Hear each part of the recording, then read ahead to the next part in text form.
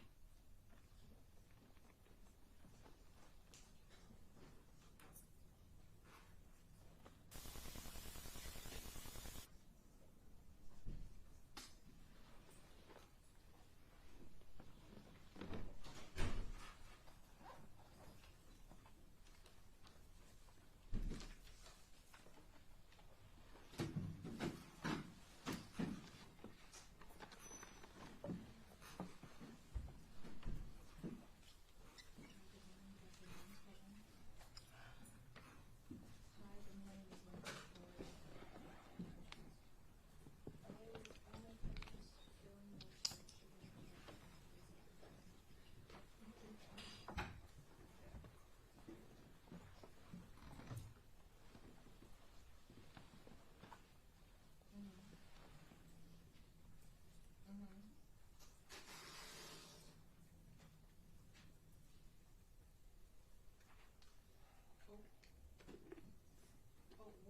What case is it? Carver? Oh, yeah, he's getting sentenced. I just have to put, he has 4 cases. I just have to put both names on here because he was sentencing. And it is his case, right?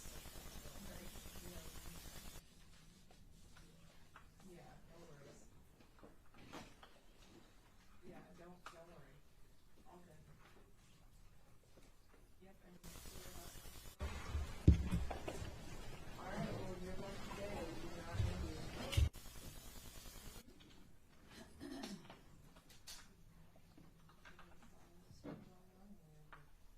A bunch of other cases today, but it'll be okay. Everything's kind of closing today. Yeah, so what am I doing? It's hard to tell, you know. I'm no comment, I guess. All right. Thank you. You too. Bye bye.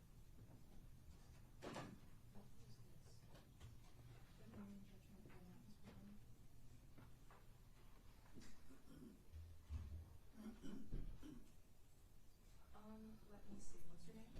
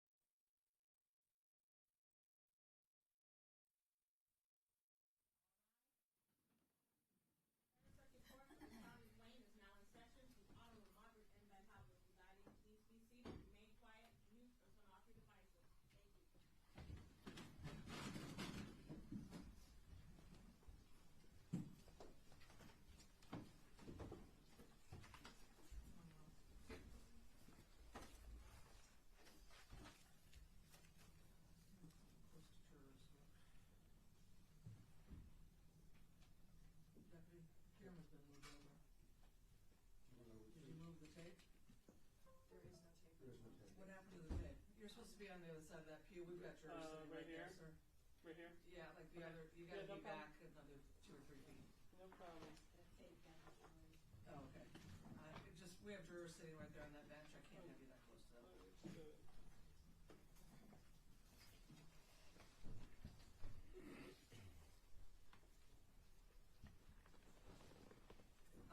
And we had yet another incident of them showing jurors, make sure that thing was turned off or turned away when jurors come in. Make sure you're not showing the defendant when he's coming out. And make sure at lunchtime everything is shut off, including the microphones. Ready to go? Any other instructions or anything you thought of last night? No, Your Honor. No. Okay. Turn the jury out, Mr. Clogan. All right.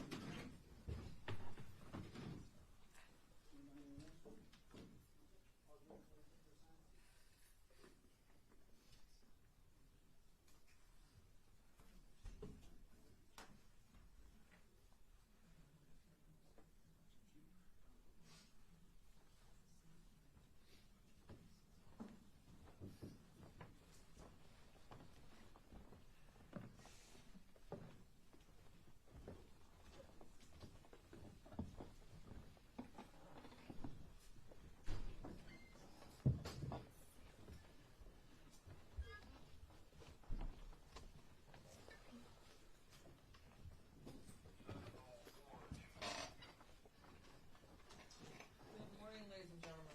Good morning. You may be seated. Calling case number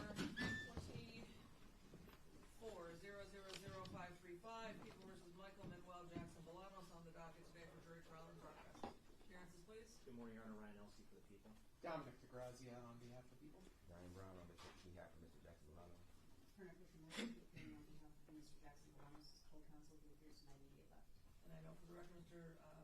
Jackson-Bolanos is present, as are all counsel and our 14 jurors have returned. Good morning, ladies and gentlemen.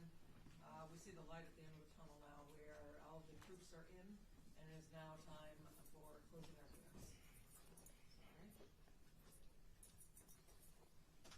And so the way this works is the prosecutor go first, followed by the defense attorney, and then because the prosecutor has the burden of proof, they'll have one last opportunity to address you with a brief rebuttal argument after the defense gives their arguments. And then if time allows, I'll give final instructions before lunch. If we're already at noon or afternoon, then I'll have to wait to give the instructions till after lunch. But we'll see how timing goes with everything. So, and then once you have your final instructions, we'll dismiss 2 of you as alternates and then send 12 of you in to start deliberations. So, Mr. I'll see whenever you're ready. Thank you, Your Honor.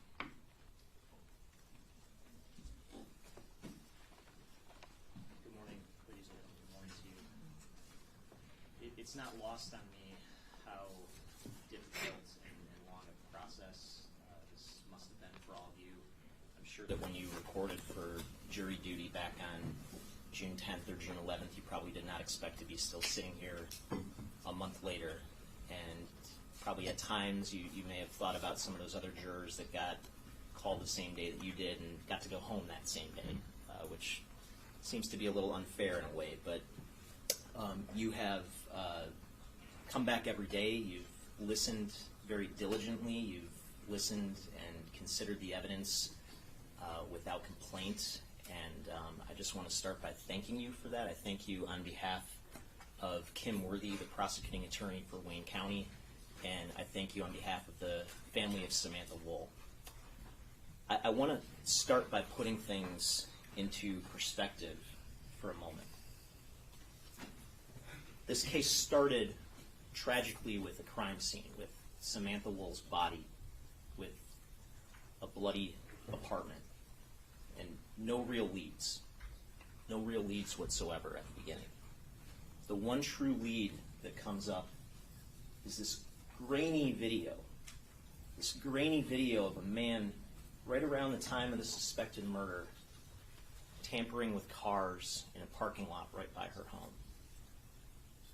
It is a triumph of an investigation that the police were able to do this basically Manhattan Project scale poll of every video they could find in the surrounding area and traced this individual over the course of hours, through miles that night, to use technology to find this individual's cell phone number, to identify this individual who never wanted to be found, never wanted to be identified. And then when they find him, they find Samantha Woll's blood still on his clothing 6 weeks later. This is astonishing.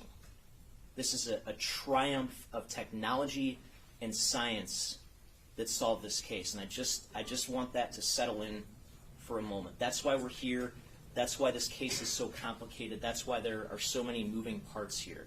This is a difficult case to solve, but make no mistake, this was an absolute triumph of an investigation. Now, I can't tell you what exactly happened inside of Samantha Woll's apartment, inside her home on October 21st of 2023. I can't tell you exactly what happened. But you don't need to know exactly what happened to know that she was murdered and to know that the defendant is the murderer. And although I can't tell you exactly what happened, it's not hard to imagine it either. She gets back from that wedding that night. She gets settled in. She falls asleep. Doesn't realize that that door was left open.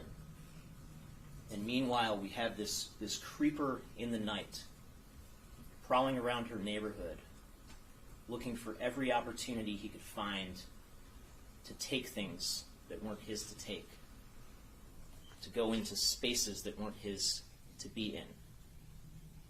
And at some point, as he's methodically surveying each and every single car in that area, based on his own admissions, he sees that door open and decides to go inside. And imagine the horror of Samantha Woll's last moments on this earth. She wakes up to this masked man inside her home in the middle of the night. And something happened. Something happened, and he decided to subdue her with an outburst of violence, and he got the heck out of there. And she, as the blood starts flowing, stumbles around, probably confused, probably in shock, and in a last-second desperate cry for help, stumbles outside toward her neighbor's door, where she collapses and dies there on the ground. It's not hard to imagine that scenario at all. Now, this is a case about coincidences. It's a case about common sense. And when you use that common sense and you look at the coincidences in this case, there are simply too many coincidences.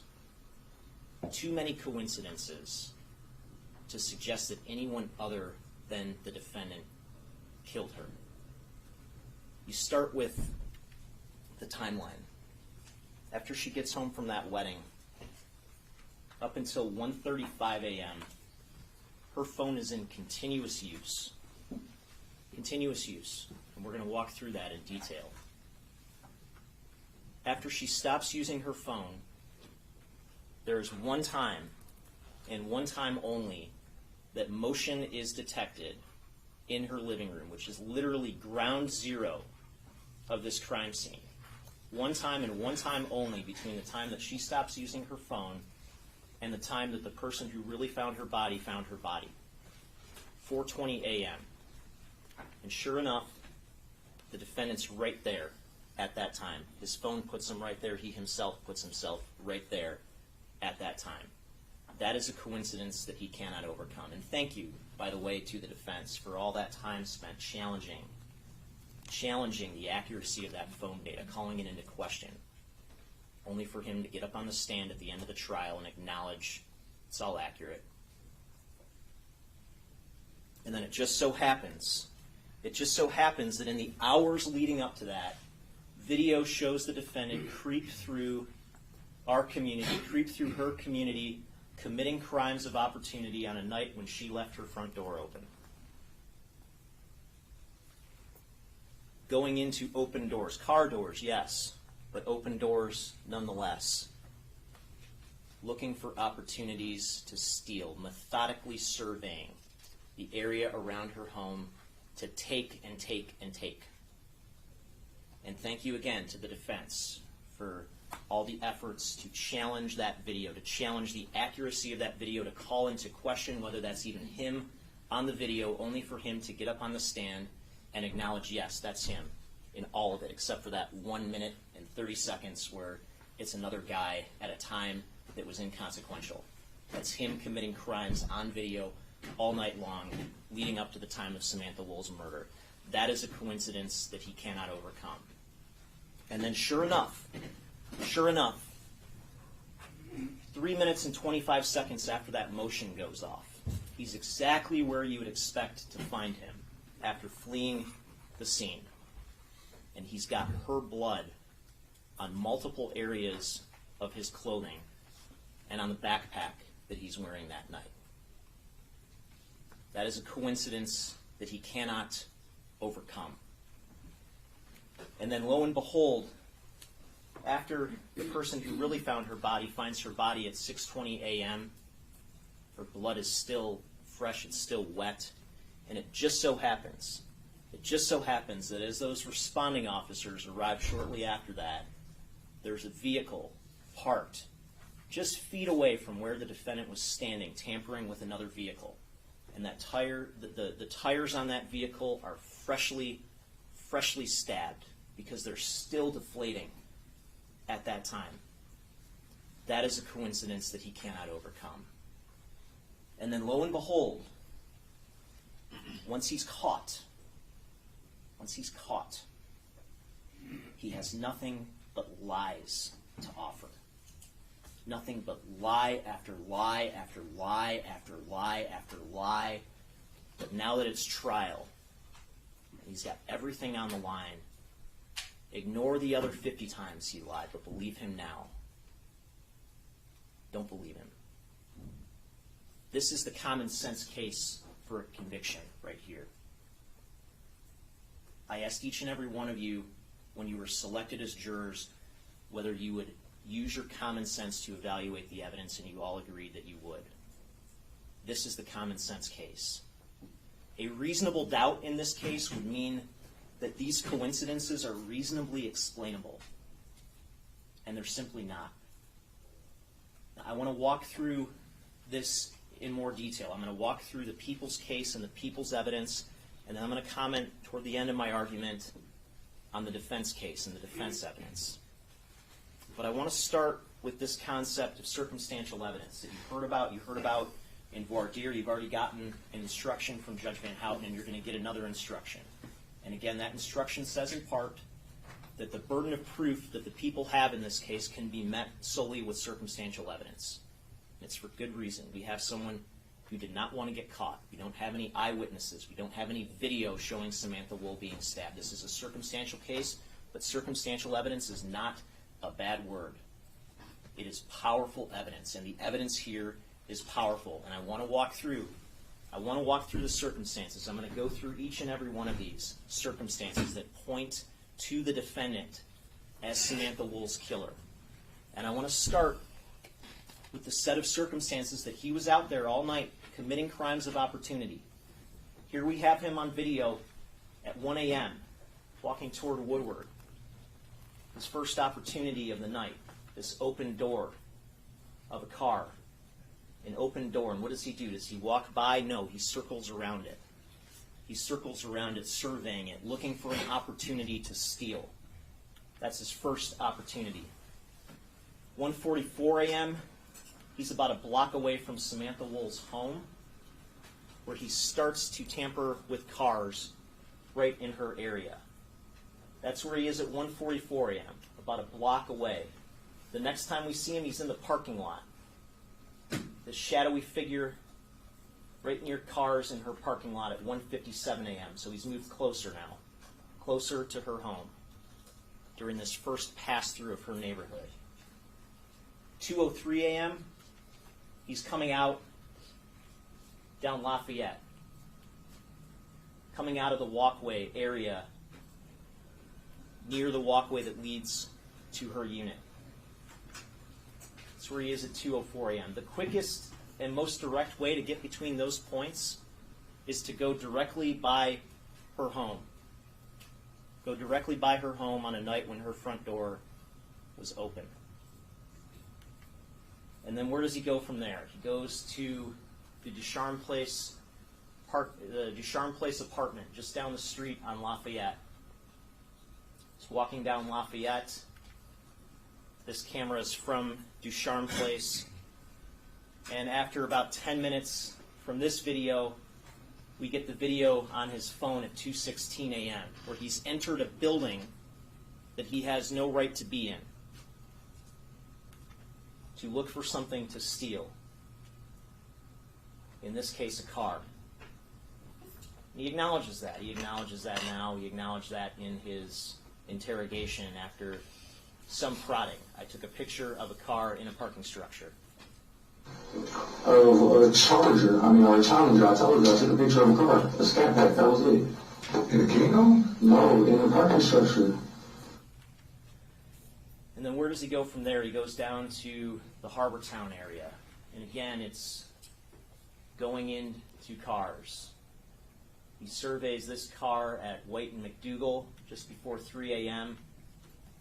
He's in there rummaging around.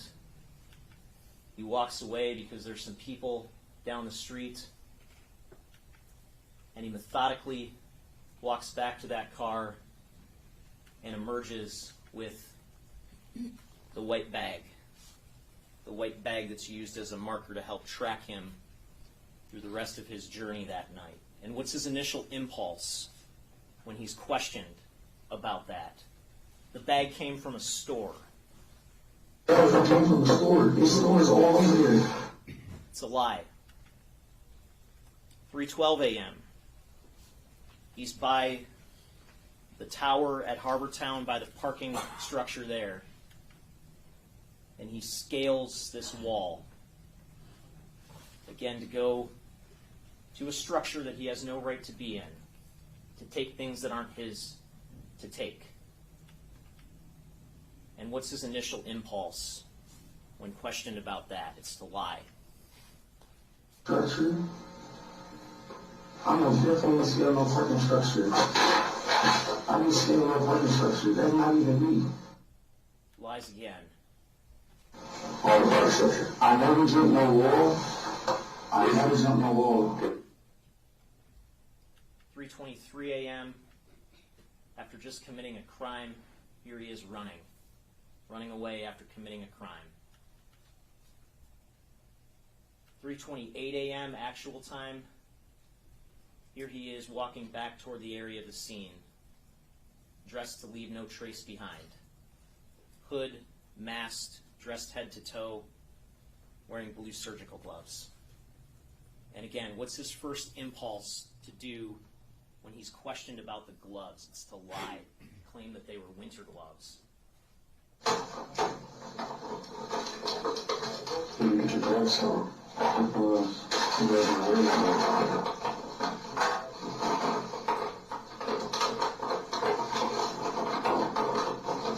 not wearing like no specific type of glove. You type of glove. Winter gloves? Yeah, those for winter. Lied. And now he's right back by the scene at 3:48 a.m. Moving down Lafayette. 3:49 a.m. Moving toward her area. His phone puts him in that area continuously from 3:50 to 4:05. We see him at 3:52, tampering with that car door. Again, walking away with the white bag shortly thereafter. There he is at 3:52 a.m., even closer to her front door. 4 a.m. is the last time he's seen on the video, just a few frames here, right at 4 a.m., even closer at that point. That's him. That's him tampering with cars right in her area, right before she was murdered. And when he's asked about these crimes When he's asked about these crimes, he gives multiple different versions. Version 1 is he's totally innocent. Totally innocent, doesn't do anything wrong. It's like I haven't committed nothing. Don't do B&Es. Lie. I have not committed no crimes. Lie. I have not committed no crimes. I'm literally homeless. I sleep. I walk around. I have not hit cars. I'm nothing. really like homeless. I walk around. I have not hit no cars or nothing.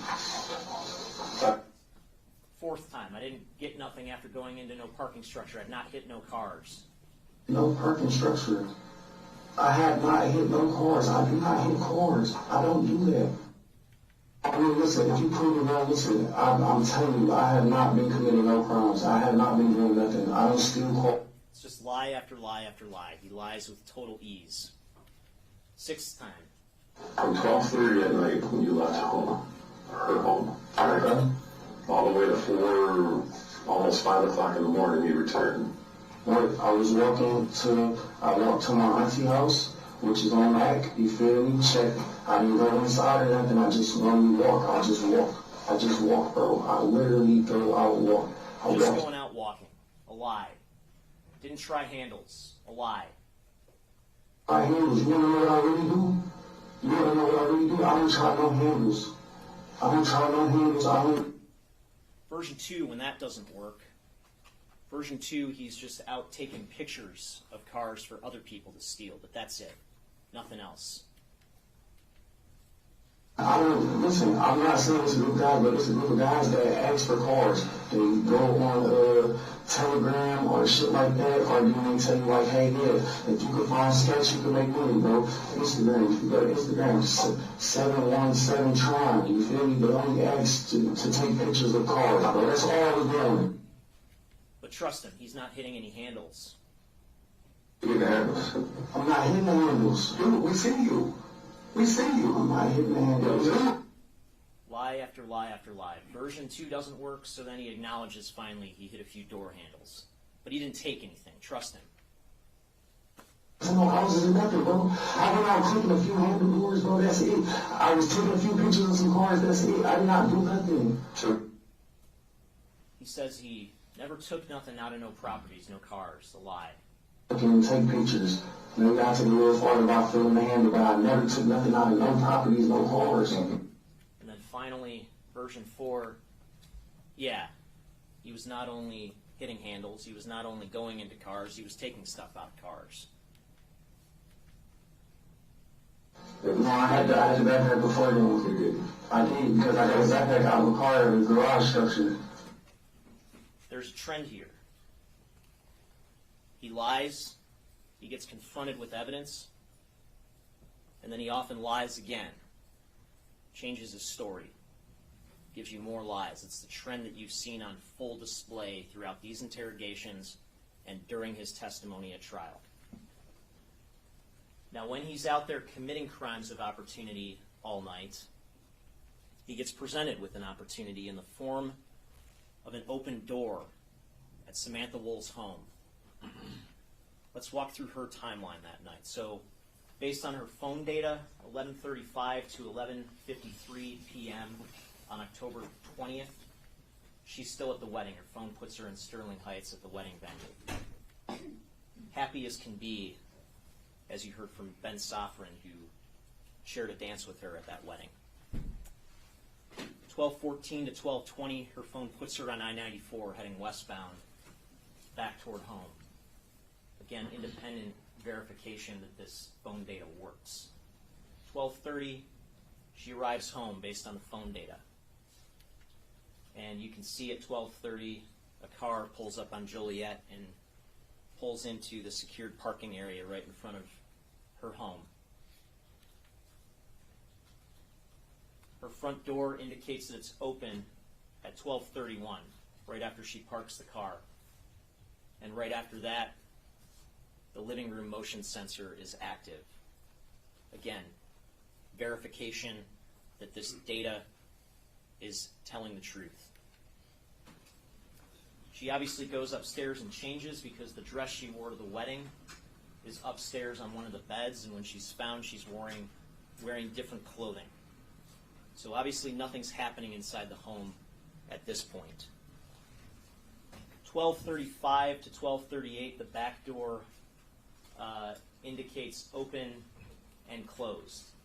And when the police arrive, the back door is still in the locked position, suggesting it was closed. And you can see she had her vape pen out. Perhaps she opened the back door to vape. But the back door is frankly irrelevant. 1:01 a.m., the front door is still open, according to the ADT records. Okay? Front door is still open at 1:01 a.m., and there's no indication that it closed the rest of the night until the police arrived later on that morning. 1:02 a.m., you see continuous use of her cell phone. Her last outgoing text message is at 1:02 a.m. to the contact Barney in her phone, which is David Wilkinson, and it's a simple heart emoji. After that, 1:03 to 1:13 a.m., according to Exhibit 41, which is the device events report from her phone is unlocked. Phone's unlocked during that 10-minute period, and during that 10-minute period, based on Exhibit 42, which is the timeline from her phone, there is corresponding application use. It starts with the SMS app, consistent with what we all do. You go into your text sometimes quickly to read them, and then you go right out of them. 1:03 a.m. and 47 seconds, Instagram is open. Facebook is open at 1:12, and Instagram stops at 1:13. Okay, so roughly 10 minutes, the phone is unlocked, and roughly that entire time, Instagram is up and running on the phone. 1:14 to 1:22, just a minute later, just really seconds later, the phone is unlocked again for another extended period of time. About 8 minutes. And during that time, we have more app use. The SMS app is open that entire time. 1:24 a.m. is when the motion sensor in her living room goes idle. Okay? And this is important because that idle is kind of a misnomer, because the way it was described by Jesse Conwell, the representative from ADT who testified, the way the system works is that once the motion sensor detects motion, you get that message that says motion active. At that point, the system actually goes to sleep. Okay, it goes to sleep to save its battery, and then it wakes up 2 to 3 minutes later and scans for motion. Okay? If it finds motion when it wakes up, the system,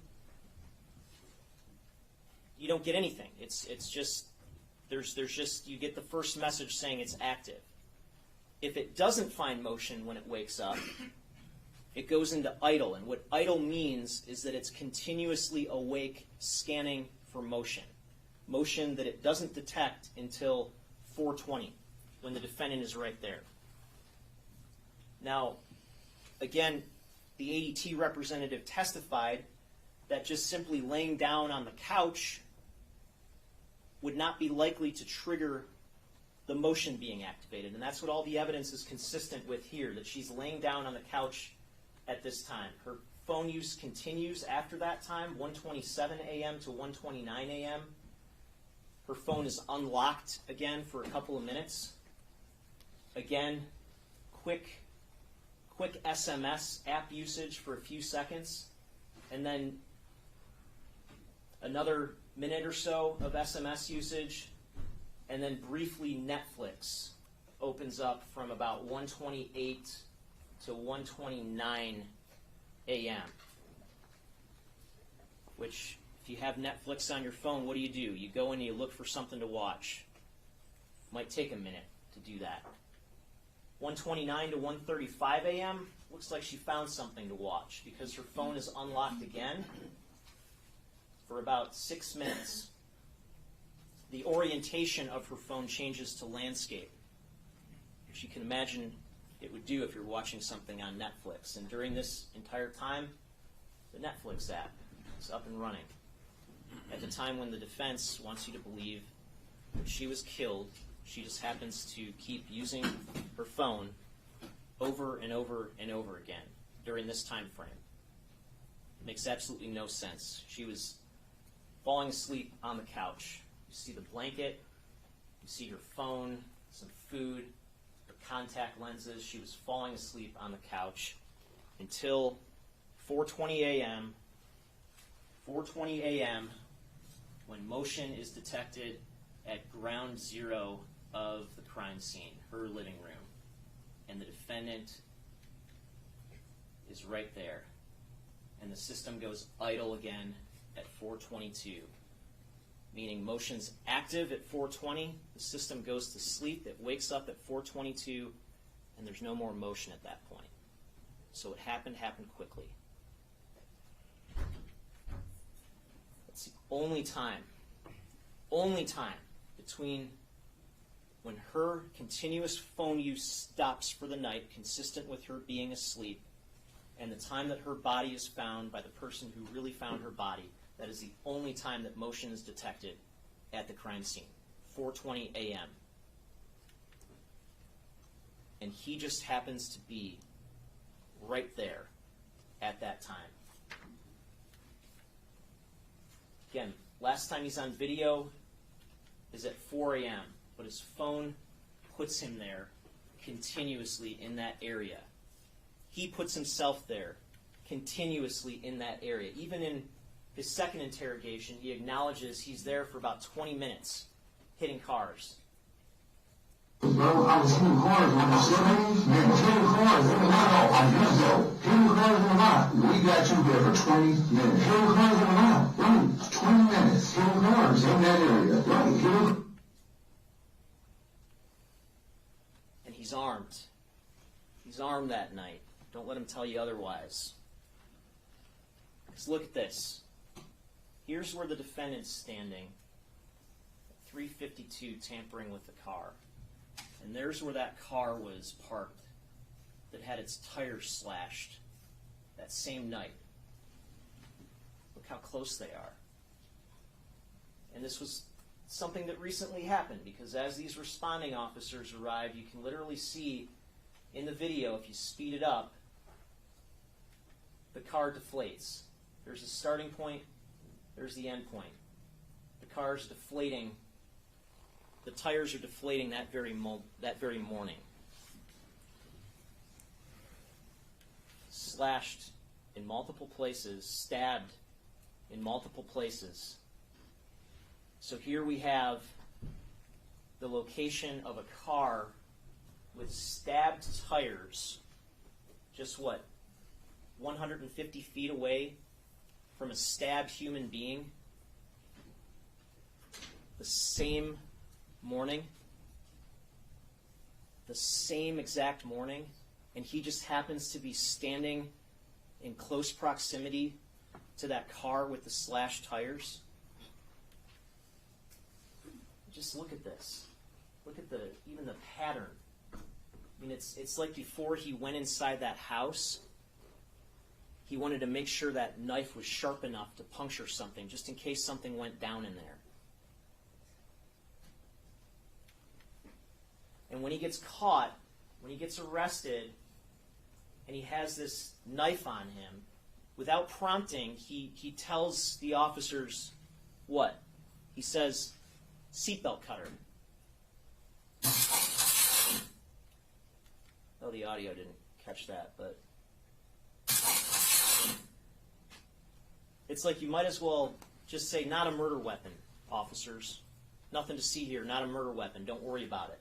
And then when he's questioned about that, it's the same thing. He distances himself from the knife and characterizes it as a seatbelt cutter. This was in my car. My car, when I walked over, this is the seatbelt cutter. That's not a seatbelt cutter. It's not a seatbelt cutter. You know, I got an RTE, so like if I... That's not a seatbelt cutter. The knife that Herbstman had on him, which he appropriately described as a seatbelt cutter, that's a seatbelt cutter. You see the notch there? this is not a seatbelt cutter, that's a knife. And then when they ask him whether he has other knives, he says no, he lies. He doesn't know how that knife just happened to get into the moose knuckles jacket that's his, that's hanging at his girlfriend's apartment. Or this other knife that's in there. Then there's the motive. And you're going to get this instruction from Judge Van Houten on motive that says you may consider whether the defendant had a reason to commit the alleged crime, but a reason by itself is not enough to find a person guilty of a crime. And importantly, motive is not one of the elements of murder. We don't have to prove motive.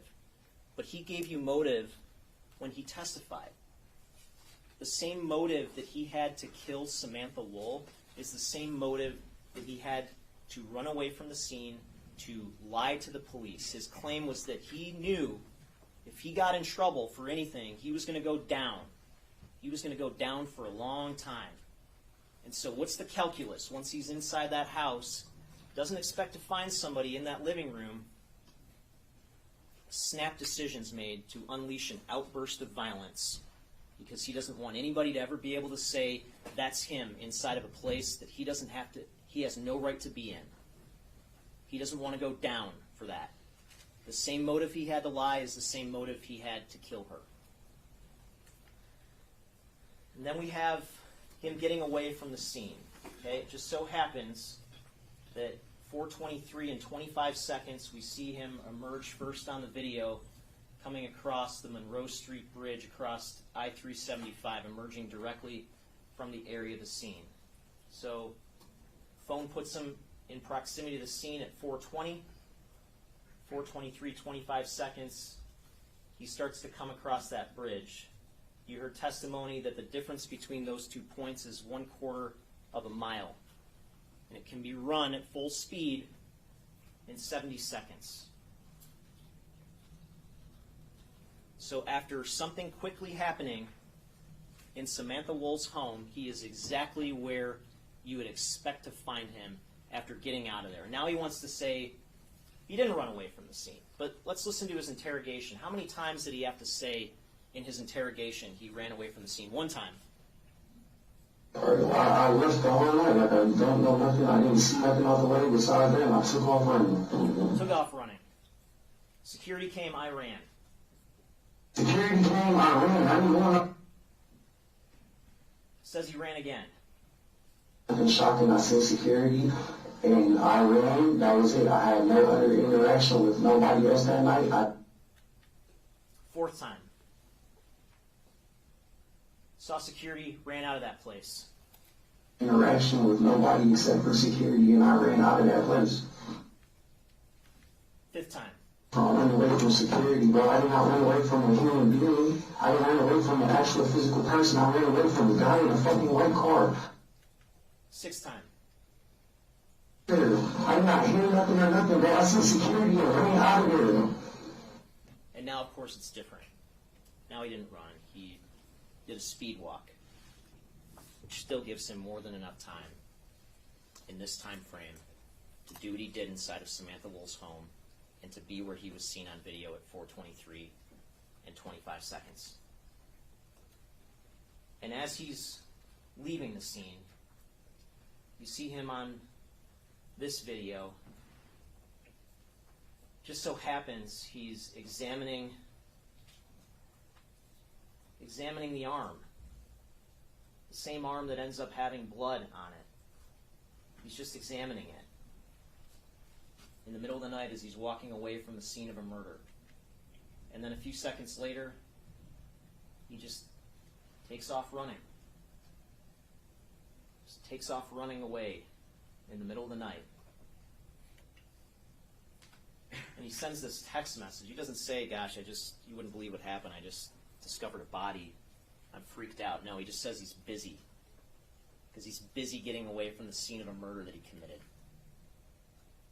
And just think about how his behavior changes after the 4:20 mark.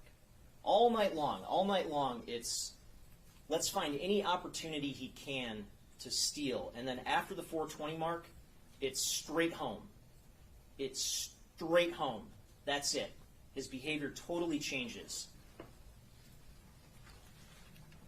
4:30, he's walking in front of the 36th District Courthouse, and you can see he's again, now that he's in better light, he's examining that arm where the blood is found. 4:55, he's back home, but what does he do? He's walking, he's got to make this stop first in the alley, which you heard has some dumpsters in it, before heading back inside.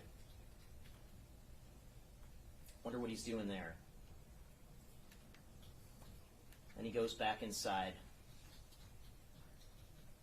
with his girlfriend for the night.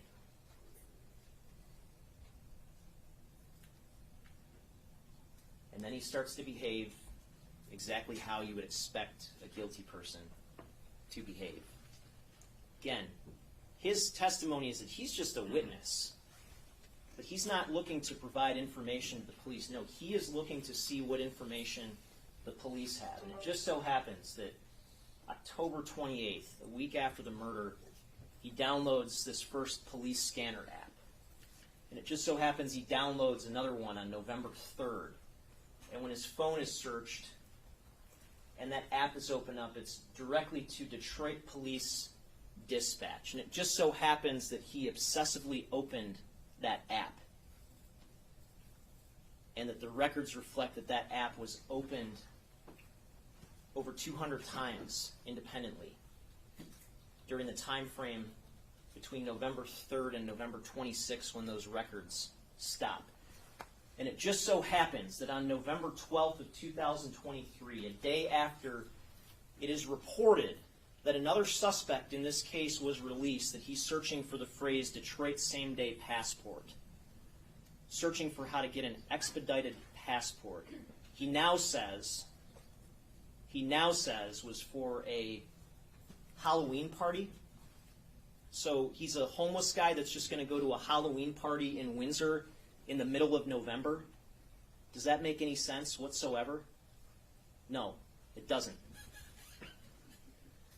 And it just so happens that once he's caught 6 weeks later, physical evidence, DNA, links him to Samantha Woll's murder.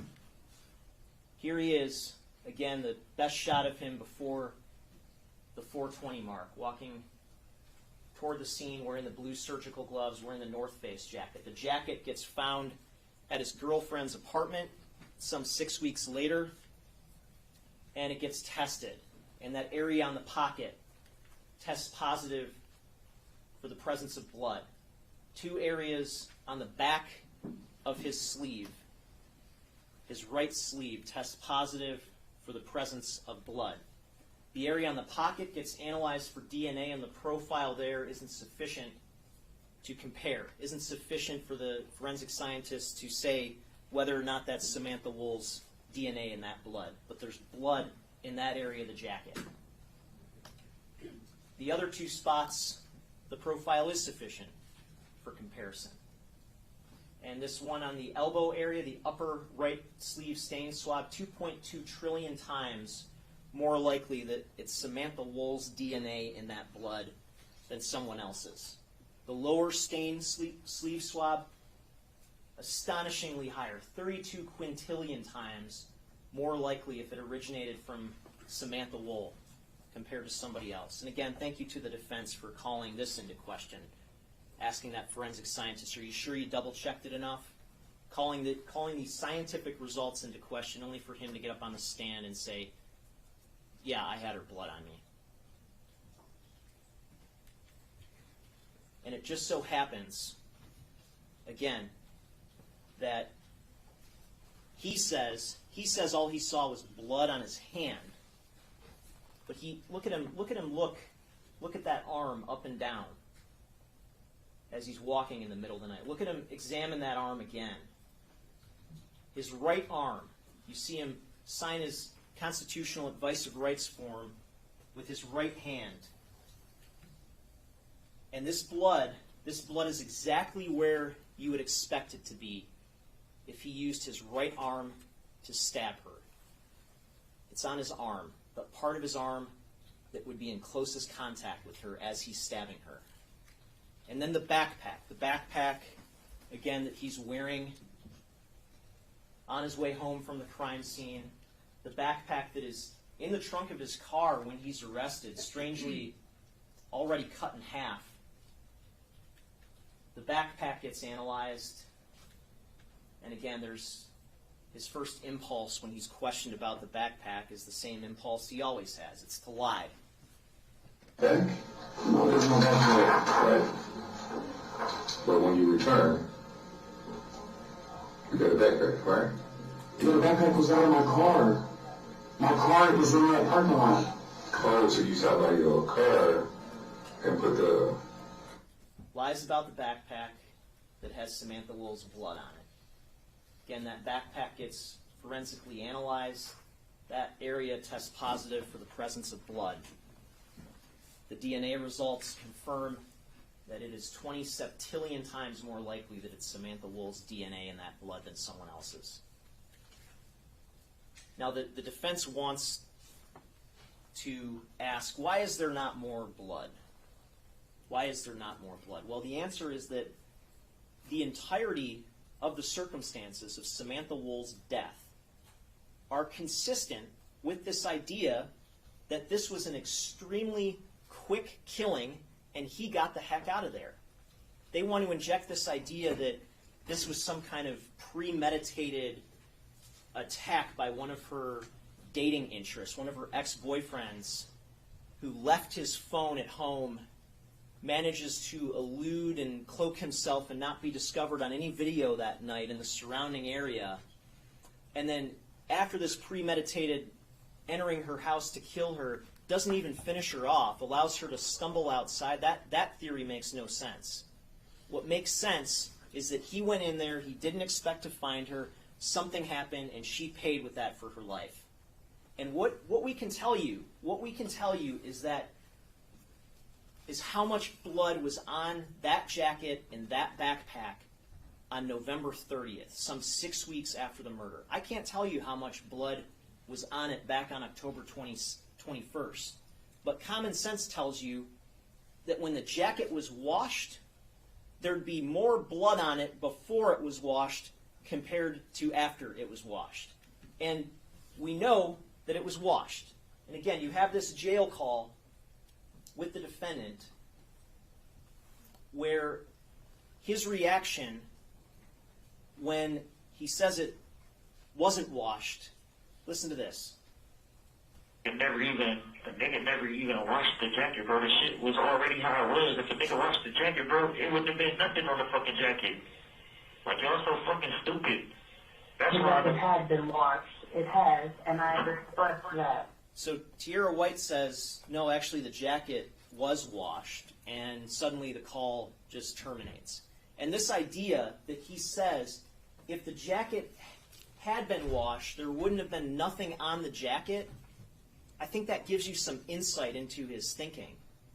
That when this jacket was washed, he really thought, this is going to get rid of all the blood. They're never going to be able to find any trace of this blood on this jacket because we washed it. And then he tells her, he calls her back 5 minutes later, and he tells her, no, it wasn't washed. No, it wasn't washed. And then he lashes out at her for saying what she said. Do you hear me? Yeah, I'm just not sure why the fuck you're talking to me like this. Like, I did something. Bro, because you just be saying anything, bro. Like, don't say nothing. You know, what the fuck? You feel stop cutting me off before I could speak to her what I was going to say. But I don't want to hear what you got to say about that shit, bro. It's irrelevant. The shit has nothing to do with me.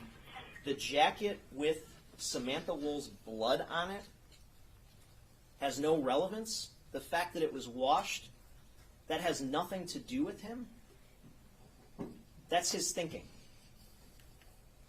And then it just so happens, and Tierra White told you she washed this jacket about a week after.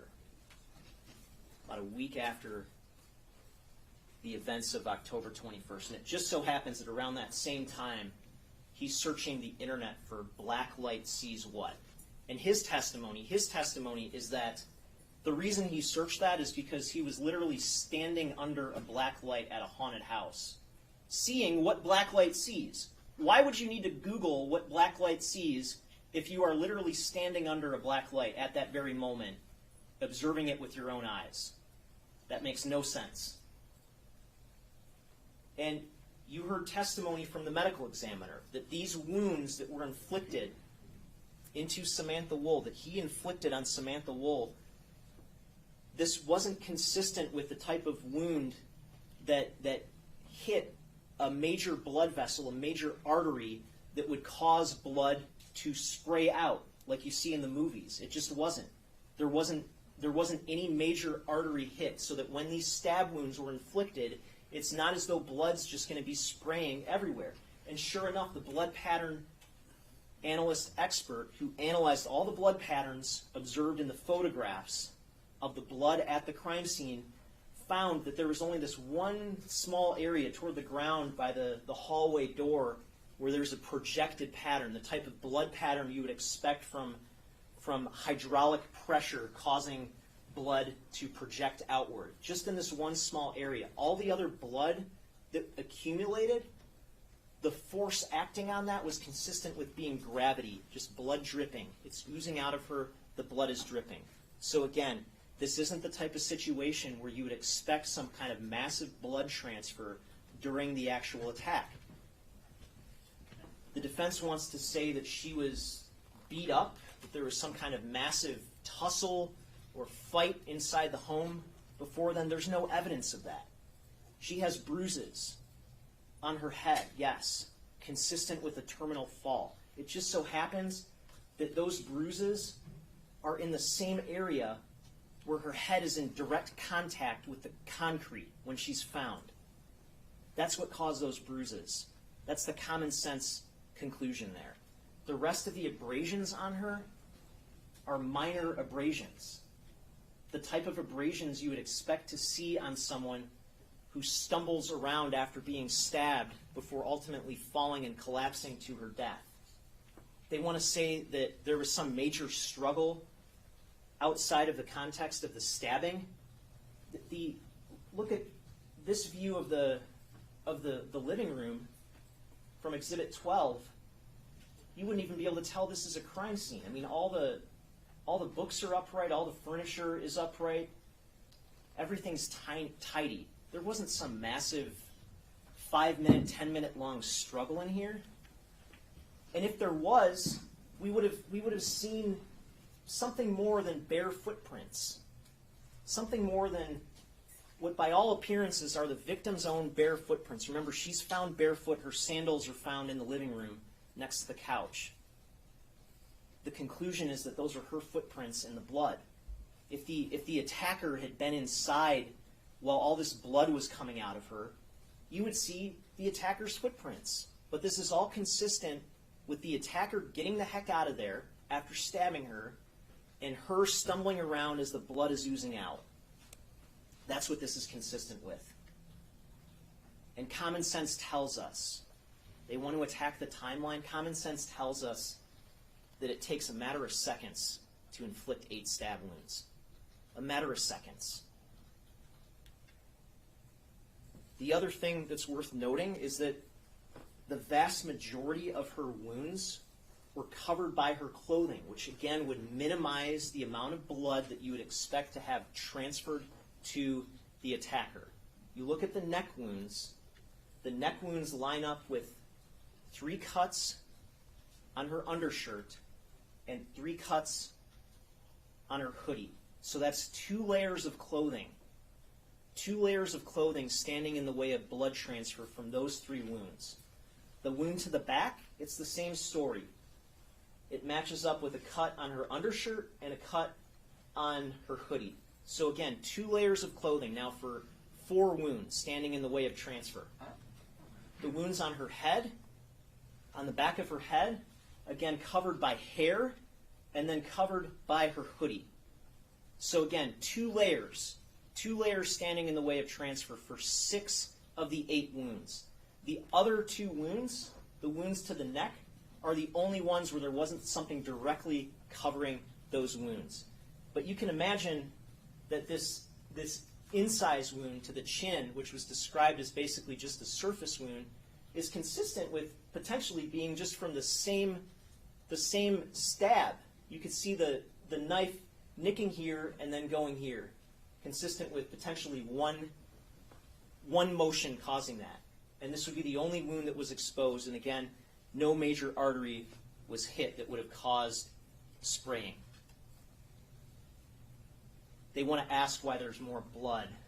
And again, did we mention the jacket was washed? And now he gets on the stand and says there was blood on his hand, and he washed that too. There's your more blood. There's your more blood. There should not be any blood on his clothing. None whatsoever. If, as he claims, all he did was touch her for a moment, there should not be any blood on his clothing, let alone blood in multiple areas that persisted after that clothing was washed. There shouldn't be any blood if he's telling the truth. And then the last set of circumstances that I'm going to address, his lies. The lie after lie after lie that he told in these interrogations. And he wants to say now that he had no idea why he was in that interrogation room being questioned during the first interrogation on November 30th. He had no idea. Think about this. He claims that he's a witness to a high-profile murder that was on the news. He was right there. And he has no idea why they're talking to him. He honestly thinks that it's about a pawn shop. It's nonsense. It's complete nonsense. He knew exactly why he was there, and he had every right to not talk with the police, but he agreed to waive his rights and talk with them. Why? Not because he wanted to share information, but because he wanted to know what they had on him. And this idea that the defense wants to present, that when officers are interrogating a homicide suspect, that it's somehow inappropriate or impermissible to withhold information from them, to maybe give them some misinformation, to try to see what they're going to say, it's an absurd notion. Do you really think that in a homicide interrogation, the police are just going to sit down with their suspect and say, hey, homicide suspect, we think you did this murder. Here's everything we have on you. Here's everything we don't have on you. Why don't you just help us fill in the blanks out of the goodness of your heart? Do you really honestly think that's how it's supposed to work? Absolutely not. Absolutely not. He knew exactly why he was there, and that's why we see multiple times before he's even told that he's under investigation for any crime of violence or being questioned about any crime of violence, he's reassuring the police he doesn't do violence. First time. I don't steal, I don't hit no licks, I don't rob anybody, I don't know nothing. Second time. I'm not a strong arm, I didn't do nothing to nobody. Third time. I didn't commit no crime in getting them, I didn't take them strong arm, I didn't rob nobody. Fourth time. Involved in nothing, I don't rob, I don't steal, I work, I'm a manager at Fresh Roots. Fifth time. I walk around downtown, I do not steal, I do not commit no crimes, I'm not strong arm robbing nobody, I'm not stealing from properties or doing nothing of the sort, sir. What's interesting is he says I'm not robbing or strong-arming anybody in the very same breath that he says he's not committing any crimes, which we know is a lie. Sixth time. I'm not robbing nobody, I'm not hurting nobody, I'm not doing nothing. Seventh time. I'm not hurting nobody, I'm not doing nothing. I'm not stealing nothing, I don't believe this. Eighth time. I'm going out like I'm walking. I'm not like, I'm not committing no crimes, I'm not hurting nobody, I'm not doing nothing wrong. Ninth time. Excuse me, but I'm telling you guys, I'm not hurting nobody, I'm not doing it. And then we have him volunteering that he's going to be a snitch for law enforcement, an act of desperation on his part. Weed houses, fucking human trafficking houses. I will tell you all that, and that's all on the east side. I will tell you anything you need to know. I'm not on no bullshit. He'll tell you anything you need to know about weed houses and human trafficking to get out of there. Then we have his shifting knowledge about the victim. So even in his second interrogation, when he says he didn't see a lady, listen to this. What lady, bro? What lady, bro? What lady? The lady when you saw the emergency services, I only see security, bro. I don't see no lady. I only see security, bro. But then, oh yeah, actually, heard about this on the news. my victim. Right, me and my boss talk about this lady. We seen her on the news when it happened, bro. Right? So you're familiar with this lady? You know what I mean? She's free all the news. Yet he refuses to tell her, refuses to say what her name is. Hello, Wall. Don't know who That's said what I'm her talking name. her name is, right? That's what you said her name is. I don't know her name. I don't know her by So person. what does that say? I don't know her by nothing. Then you have his interrogation on November 30th, where he repeatedly denies, adamantly denies that he encountered anyone or anything out of the ordinary that night.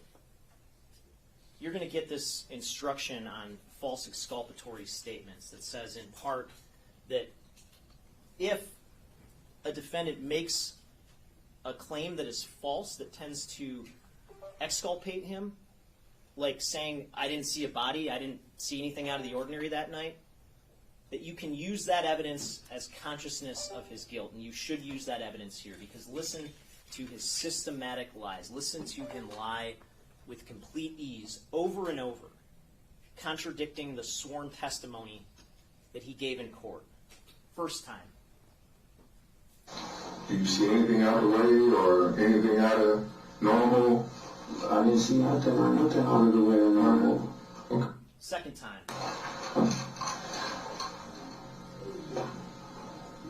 There was an incident in one of the condos, right? What incident? Yeah, it was somebody got into it with somebody in one of the condos. I didn't get into it with nobody in no condos. I didn't have no interaction with nobody. I didn't have no interaction with nobody this whole night. Third time. The only thing I seen was a white security car with the yellow top light that was just going around, and I did from there. Like, Fourth time. I left the whole night. Like, I don't know nothing. I didn't see nothing out the way. Besides that, I took off running. Fifth time. I did not have one interaction with nobody because I ran every time. Like, an interaction that even happened. Like, the security brought around. Sixth time. Did you see anything unusual? I didn't see anything that Shock you? I didn't see nothing that shocked me. I didn't see nothing that shocked me besides security, bro. Seventh time. I didn't see nothing shocking. I seen security, and I ran. That was it. I had no other interaction with nobody else that night. Eighth time. Cool. I had no interactions with nobody else because I ran every time. Ninth time. Fuck is her, bro? Yeah, I know who she is. Why was you saying her? I never had no interaction with nobody. I never had no interaction with nobody.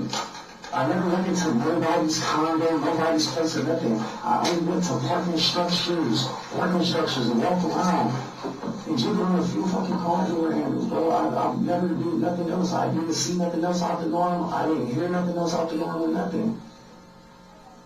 I'm not doing what you like looking for. You keep saying her. Who the fuck is her? Now, the defense wants to gaslight you into believing that these lies that he just told you, that this is all because the police lied to him and said that they had his phone crossing the threshold into Miss Woll's home. And that's true. Sergeant Ford did say that at some point. And the reason he said that is because of the pattern that you saw throughout this entire interrogation, that his story changed every time he was confronted with more evidence. But the important thing to recognize, those 9 times that he denied seeing anything out of the ordinary, coming across anyone, having any interactions with anybody.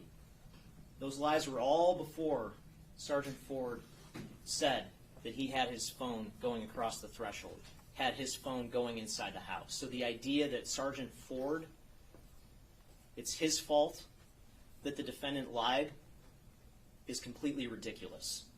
And then after he's told that, yeah, he continues to lie. 10th time. Security. Okay. I didn't bump into anyone, didn't bump into anybody. 11th time. And no interaction with nobody except for security, and I ran out of that place. 12th time. I don't know nothing about nobody. I didn't encounter nobody or nothing. 13th time. Trip over nobody's. There was nobody out there. 14th time.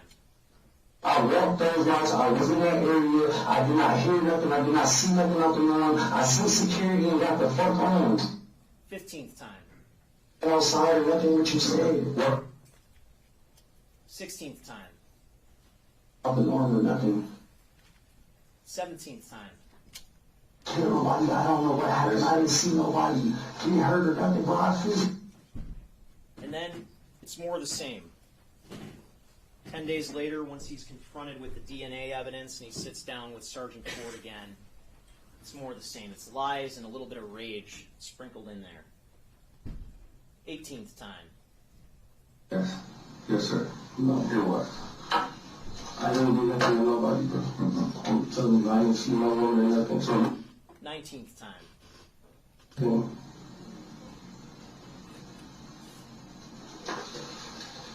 When I come in contact with another person that making any sense. 20th time. That was a fucking car rocks. That's it, bro, cars. I don't run into no physical person, bro. I only see security in the vehicle, and I got the fuck on. 21st time. I understand being there, but whose blood? Whose blood? The victim's blood. I didn't even know no victim, bro. I never met no victim. I never seen nobody else that night or nothing except for homeless people, bro. 22nd time. Bro, I did not hurt nobody. I don't care what you talking about with DNA on my coach, bro. I did not hurt nobody or see nobody. 23rd time. There. I got some nobody though, but I didn't see no woman. I don't know this woman. I don't know anything about the woman except for when it popped up on the news, bro. That's it. The only thing that I know that I was in the wrong area at the wrong time. I didn't run into nobody. I only seen security in a fucking car. 24th time. Hey, why the fuck? Her blood is on you. Don't know. Never see nobody. I don't know why her blood is on you. If you just see it. And they want to tell you that, yeah, Sergeant Ford used some tough words with the defendant, but they want to make him seem like he's acting like a little angel in this interrogation.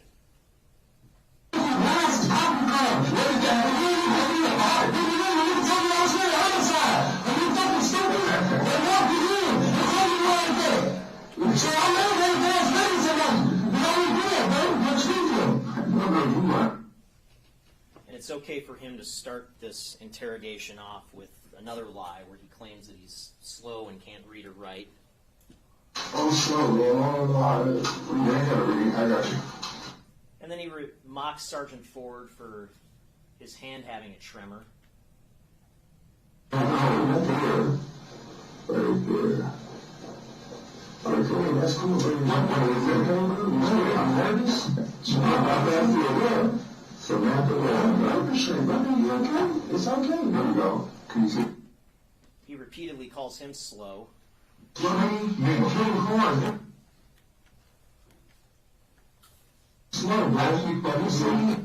But he's acting like an angel in there. This is the common sense case for conviction. These are the circumstances that tell you beyond any reasonable doubt that the defendant did this. Now again, when you were sworn as jurors, before you were sworn, you were chosen because you all agreed to use your common sense in evaluating this evidence. And this is the common sense evidence. This is the common sense case that the people have presented in this case. What you have seen from the defense is the opposite of that. Okay, it is the job of the defense in every case to try to create reasonable doubt. That's their job. But there is a difference between creating reasonable doubt in creating unreasonable distractions. And that's what you've seen throughout this case. You've seen a series of unreasonable distractions. You have seen common sense get assaulted throughout this case. There are so many distractions that have been brought up, so many attempts to deflect to things that aren't relevant that it's hard to quantify all of them. But I want to walk through some of these before I comment on the defendant's own testimony. Remember the dating article? Samantha Woll had an article on her phone bookmarked, Why You Need to Date Someone Who Scares You. The defense injected that into the case to try to, I guess, insinuate something. And then when we actually ask a witness to read the actual article that clearly says, date someone who scares you because they encourage you to face all the things you've tried to suppress for so long. Date someone who lovingly pushes you to become more who you are at your core as a person. They don't even want that read out loud. Distraction. This idea that the police scanner app was somehow utilized for weather, when now his own testimony contradicts that he was using it for nefarious purposes. Distraction. This idea that the victim's GPS data on her phone, which shows these minor variations in the GPS coordinates throughout the night, they want to use that to try to say that her phone was moving or not still that entire time. But when I actually ask the FBI analyst who's qualified to opine on this issue, they don't want him to be allowed to answer. Distraction. And you can see even in the data that when we know her phone is still, her phone's found underneath the couch hours after her death, but even at 4:23 and 4:29 after that last motion is detected, yeah, there's minor deviations in the GPS coordinates, and that's not necessarily consistent with the phone moving. That is consistent with the network of satellites moving around a planet that is rotating. It's not a perfect pinpoint measure. And anytime you open your phone in your experience and go into Apple Maps or Google Maps or whatever, and you see that dot isn't exactly where you are, you know exactly what that is. GHB, they want to inject into the case. They call a medical examiner, their own medical examiner, to say this is an issue that needs to be looked into. But they don't even bother to give him the actual toxicology report of the actual toxicologist who testified, who looked into this issue, and her conclusion was this level of 8.3 micrograms per milliliter in her blood is approximately 10 times less than the amount that you would expect to see if any one of us dropped dead right now and had our blood drawn and was refrigerated. Distraction. This is not consistent with her having the date rape drug being ingested into her system. This is normal that you would expect to see in any person's blood. Then we have all these questions about the scene, okay? And, we have a scene that was processed by 3 different law enforcement agencies at the local, at the state, and the federal level. But the defense knows this little speck on the ground, that must have been blood that somebody missed. They know that for sure. And how much time did we spend going over that ad nauseum?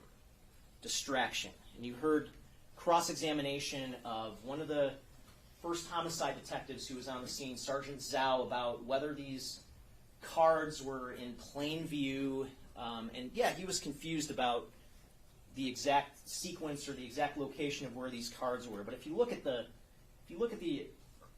photos before that, you can see the laptop was covering that.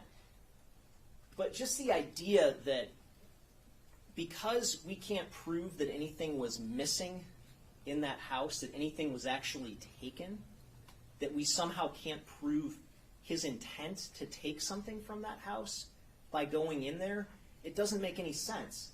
Look at this. When he's climbing over that wall, we don't have proof that he actually took anything when he went into that parking structure, but we know exactly what his intent was when he went over the wall. The fact that we can't prove that something was taken is of absolutely no consequence in this case. Distraction.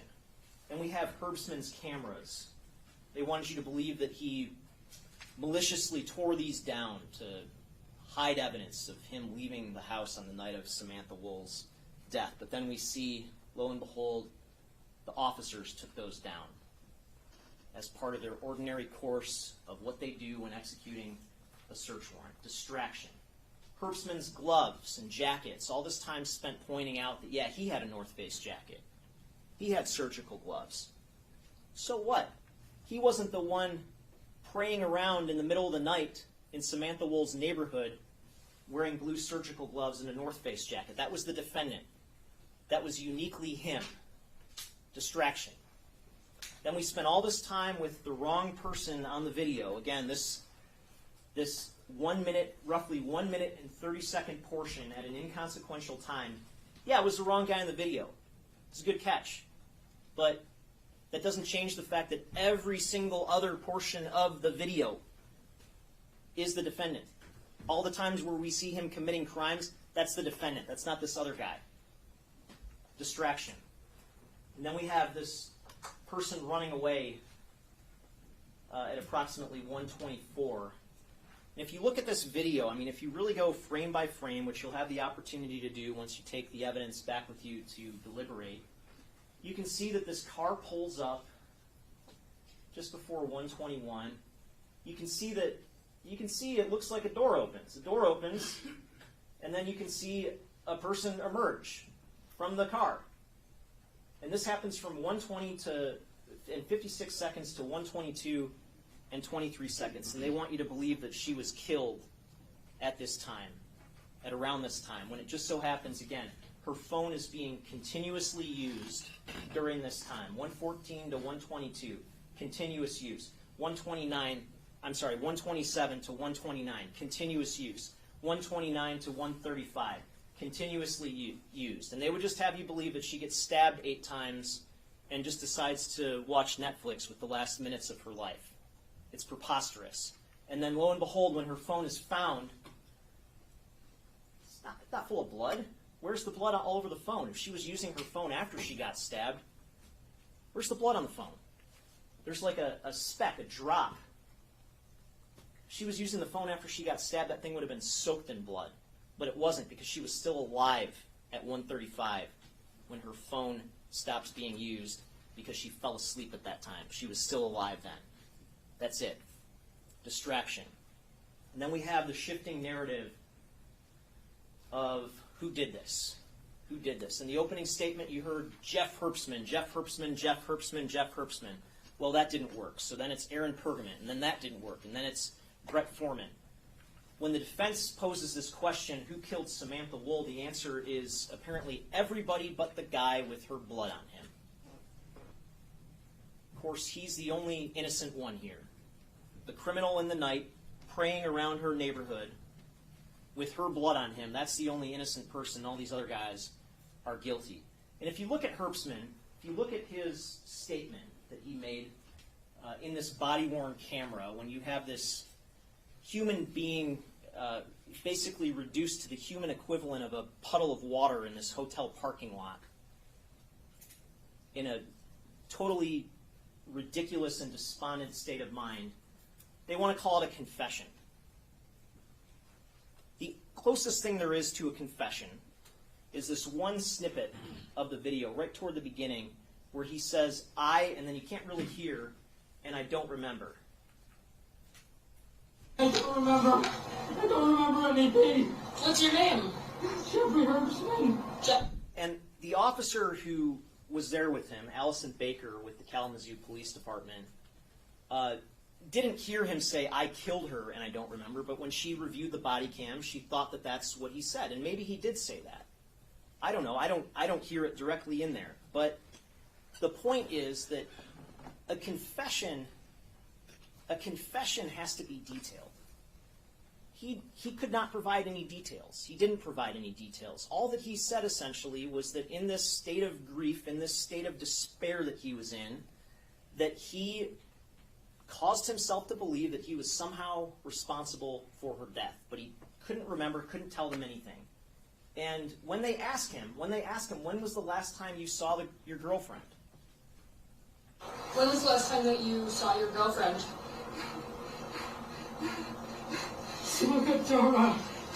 October 7th. October 7th? He says it was the Jewish holiday on October 7th, which is the same thing he testified to. He didn't see her the night of her death. And the police looked into this. They scoured pretty much every aspect of his life. They put him under 24-hour surveillance, you heard from Lieutenant Sanchez. They got a search warrant for his residence. They tore up his residence. They went back a second time.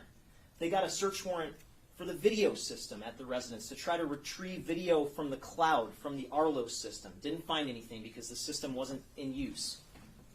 They got a search warrant for the place next door to him to try to get their video.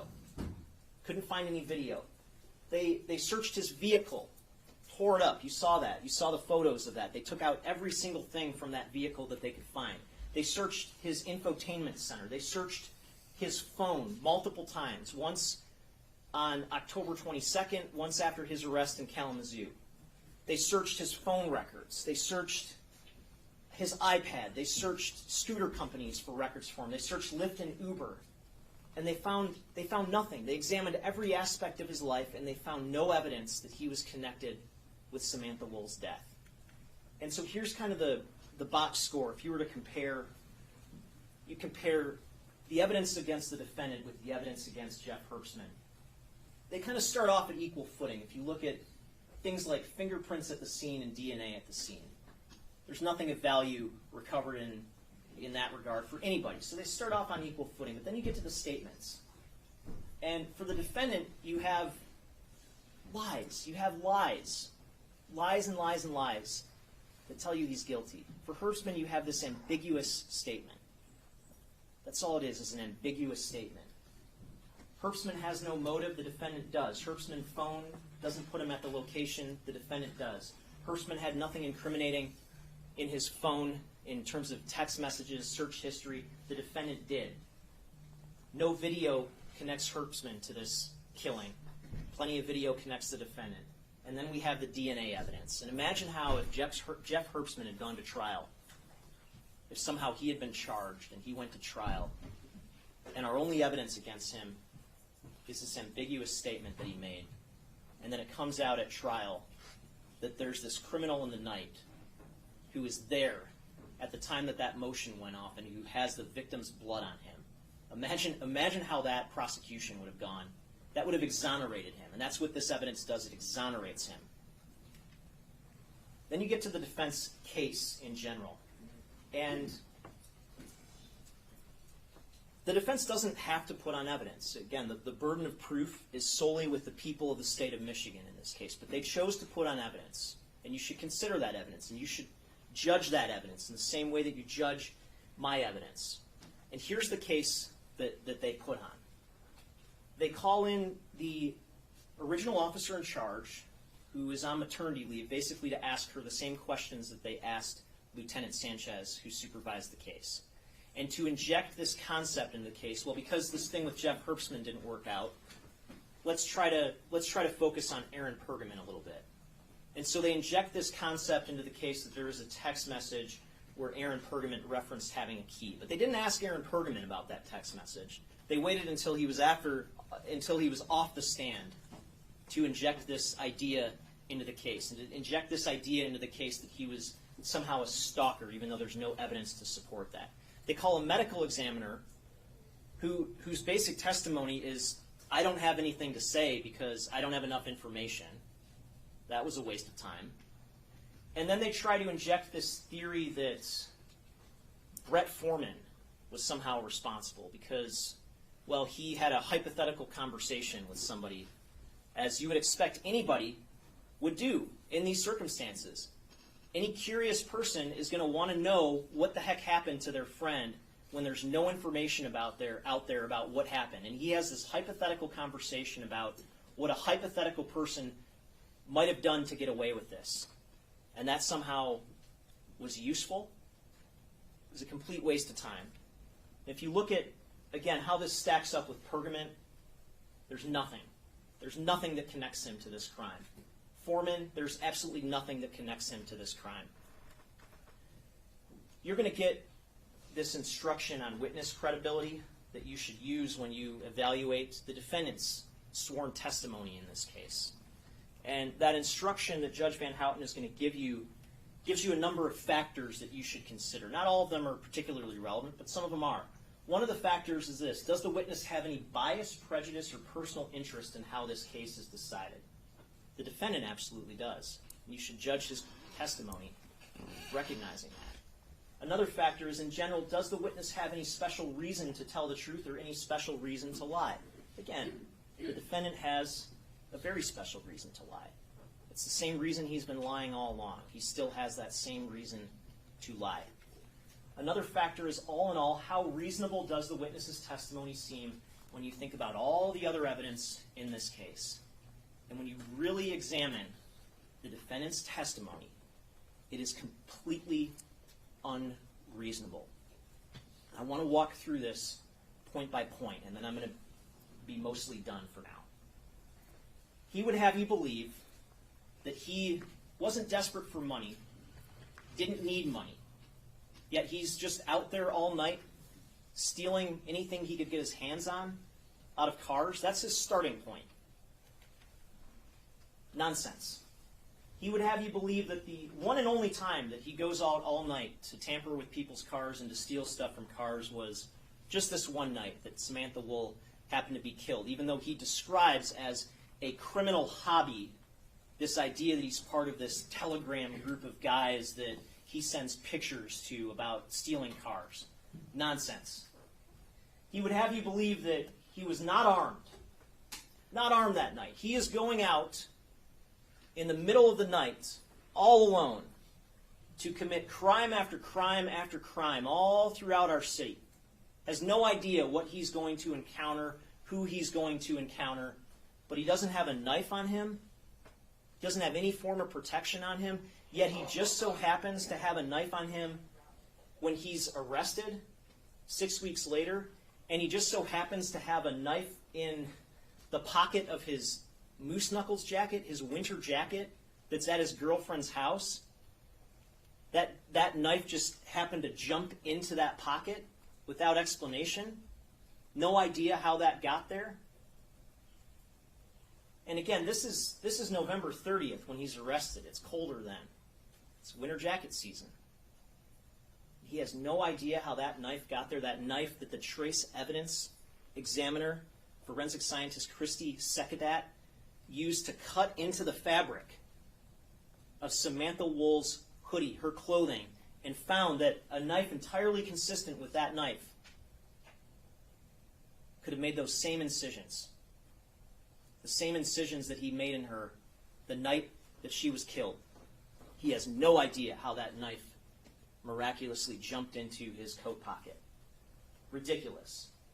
He would never dare enter someone's home. Parking structures are okay. Cars are okay. I'll tell you this. If I ever woke up in the middle of the night and looked outside and saw somebody masked and wearing surgical gloves tampering with my car, my first thought wouldn't be, oh, I feel safe. That's just a car guy. I'm just going to leave my door unlocked and not think anything of it. It's ridiculous. Nothing is off limits to this man. He never noticed her front door was open, he would have you believe, as he was meticulously and methodically surveying every single car in that area, in the parking lot right in front of her home, in the parking lot adjacent to her home at the end of Joliet Place. He was surveying each and every car, and he didn't happen to see that a door was open. Look at what the cops saw when they arrived. And I can't tell you how wide the door was open. We don't know that from the ADT system data. But these buildings have glass facades. These buildings are lit up like an aquarium. And she had a light on downstairs and a light on upstairs. Anybody in and around the area as he was, for that amount of time, close to an hour between the 2 points in time that night that he was in that area, would notice that that door was open. He, who was methodically looking for crimes of opportunity that night, would have noticed that that door was open. Then he would have you believe that immediately after running from security, immediately after running from security, he just happens to decide on a night that he's acting in complete self-interest, not thinking of anybody but himself. Suddenly he becomes a good Samaritan. And what's interesting here is, according to the video, the last time we see security coming down that street is at 4:10. 4:10. And he testified on Wednesday that he saw security and he basically ran over to the parking lot area by Miss Woll's home, right in front of her home. That gives him all the time in the world. All the time in the world, if that timeline is accurate. Then he'd have you believe that as he is running from security, thinking only of himself, committing crimes in the night, he sees a dark figure, a mysterious dark figure that he decides to take it upon himself to investigate. This is what the conditions were when the police arrived. Look at that light right at the top right-hand corner of the screen. This place was lit up like Times Square. There's no dark figure. That is great. That is all right.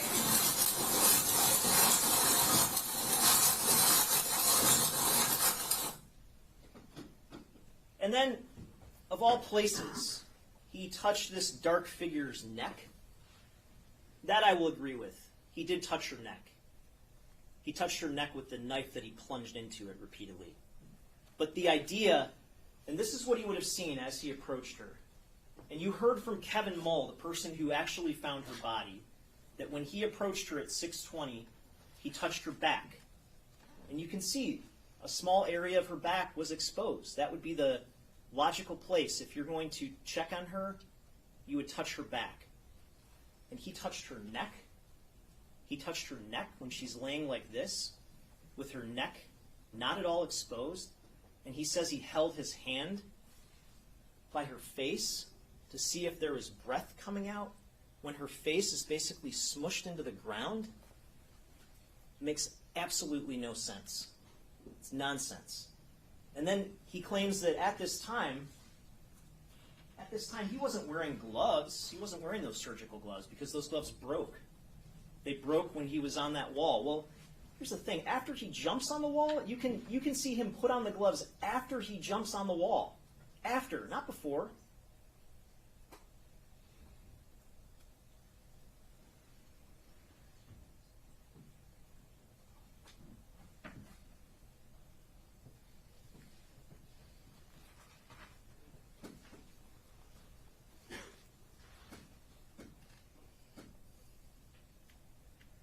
And then when he's off the wall, long after, 20 minutes after jumping over the wall, he's got the gloves on. 3:36. He's walking down the street, and you can kind of see in this grainy video on his left hand, white, there it is, there it is. Still has the gloves on. And then he would have you believe that blood from the victim just magically transferred from his right hand, which is all he says he touched her with, and just happened to get in multiple spots down here on his arm, and happened to get, there's more blood found on the pocket. Obviously, we can't say that Samantha Woll's blood with any certainty, but there's more blood found in his left pocket area. That blood just magically transferred, and magically transferred to the backpack. Makes no sense. Makes no sense for that blood to get there if all he did was touch her. It makes a lot of sense for that blood to get there if what he did was stab her with his right arm. And then he tells you that on Wednesday he testified, he was asked whether he could see the race of this dark figure that he approached. And he said he couldn't. All he could do was tell it was a woman.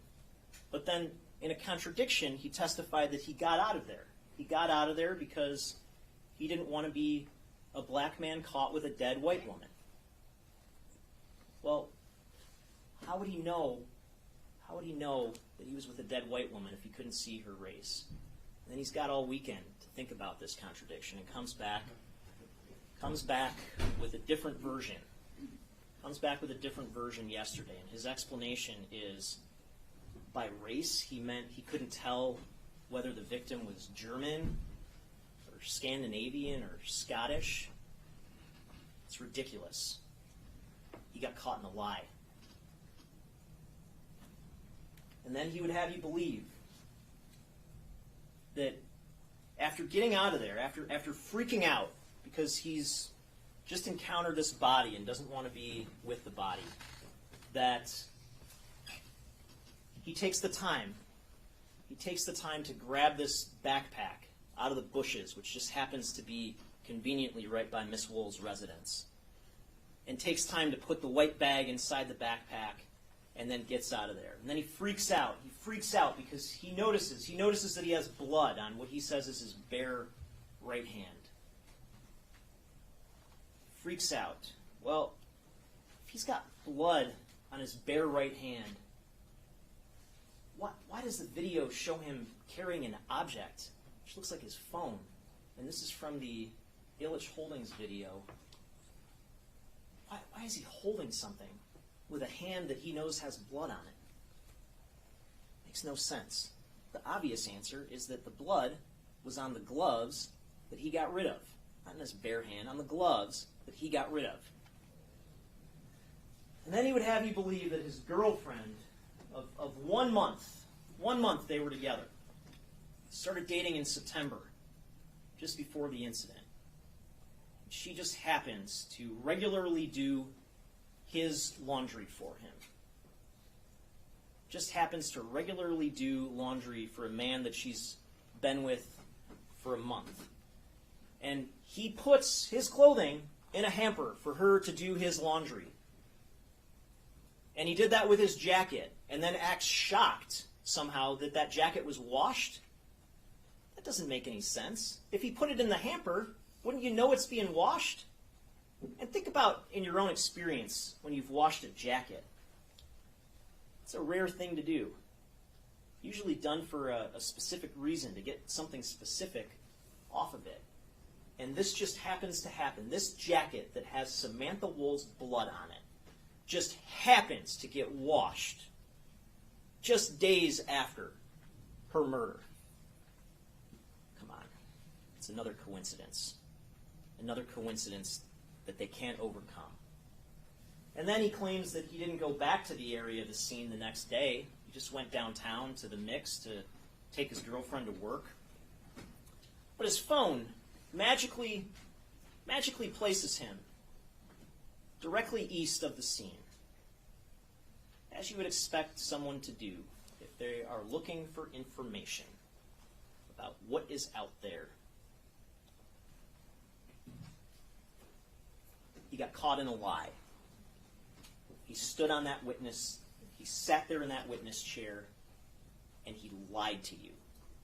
That's all that he did. He lied and lied, and the one thing I guess they forgot to rehearse with him was this, and he's caught in that lie.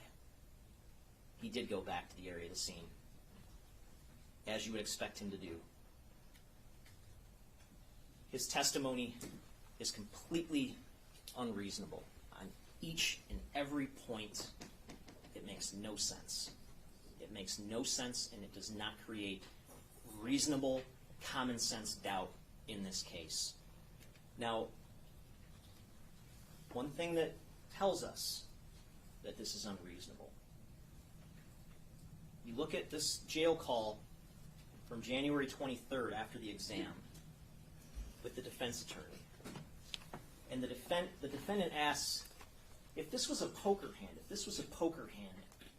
who's looking good?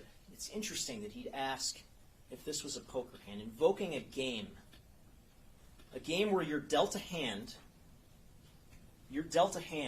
and your ability to win is dependent on how well you are able to deceive your opponent. It's interesting that he would invoke that game. And the response is, you're looking good. You're looking good based on our theory. Theory. More so on the thing, if this was a poker game, if this was poker, who's looking good? Well, yeah. And as far as establishing, planting seeds and establishing our theory, I mean, you're looking good. I don't believe that they can't prove beyond a reasonable doubt that you did it. They have no evidence. Why is it a theory? Why is it a theory? If he knows what really happened, why is it just a theory? And then you have, as the conversation continues, there's this discussion about how the judge said something to the effect of, you being the thief that you are, you could have just stumbled across her and run her pockets. Notice how the suggestion isn't you just stumbled upon her for totally innocuous reasons because you're a good Samaritan. But even that gets rejected by the defendant. Hey, it's very plausible, it's very possible that, being a quote-unquote thief you are, came across a body. She still had to defame a nigga. Still had to. Why would you say, Barry, that I had to check her pockets? Like, bro, I'm not in no dirty nigga, bro. I'm not doing no weird shit. And then again, right after that, there's this discussion. It's possible that our theory, she died earlier, got up, stumbled outside, and you, just like the other witness, came across her body and touched her. Our theory that she died earlier, got up, stumbled outside, and you, just like the other witness, came across her body and touched her. Yeah. Why is it just a theory? If that's what happened. Why is it just a theory? And then he wants you to believe that he actually, after leaving that second interrogation room on December 10th, after his lies didn't work, and he was going down to the Detroit Detention Center to get booked, he wants you to believe that he actually changed his story then and told that arresting officer, Officer Osmond, that, well, actually, this is what happened. I just touched her body. Yet conveniently, that isn't on body-worn camera footage. Yet conveniently, the officer barely recalls that conversation, which you think would be the most important part of that arrest if that actually happened. But even if he did say that, does that change anything? Does that change anything for him to do what he's been doing throughout this entire case? He says a lie, it doesn't work, and then he just changes his story. And that's all that the defense is in this case. Don't believe him. Don't believe what he said, these 20, 30, 40 lies that he told during his interrogation. Don't worry about those, but believe him now. You cannot believe him. You cannot believe him. He's charged with felony murder, premeditated murder, home invasion in the first degree, and lying to the police. I'm going to spend very little time talking about these because you're going to get a detailed set of instructions from Judge Van Houten about the elements of these offenses. The thing I just want to touch on for felony murder, okay, and this is the primary charge in this case, felony murder. This is a charge where someone commits a murder in the course of committing or attempting to commit another felony, attempt being the key word. And there are two possible, what are called predicate crimes here. One is larceny, and specifically attempted larceny, again, because we can't prove that he took anything from her home. But we can prove that he attempted to, based on all the circumstantial evidence. And the other is home invasion in the first degree, which is assaulting Samantha Woll inside of her home after entering that home without permission. Either one of those is sufficient to meet the predicate felony requirement for felony murder. You don't have to find both of them, you just have to find one of them. And again, attempt is the operative word here.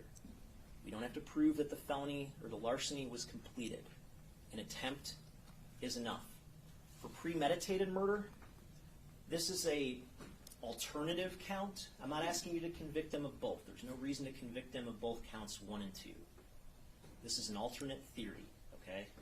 And the theory is not that he came inside that house with a premeditated intent to kill her. The circumstantial evidence doesn't suggest that. The circumstantial evidence suggests that this was a crime of opportunity, but that once he got in that house, once whatever happened, he made the decision to take that knife out and to stab her with it. And premeditation can happen. It can happen in a matter of seconds. It can happen instantaneously, and you'll see that in the instructions that you get. It's up to you to determine how much time it takes for someone to premeditate.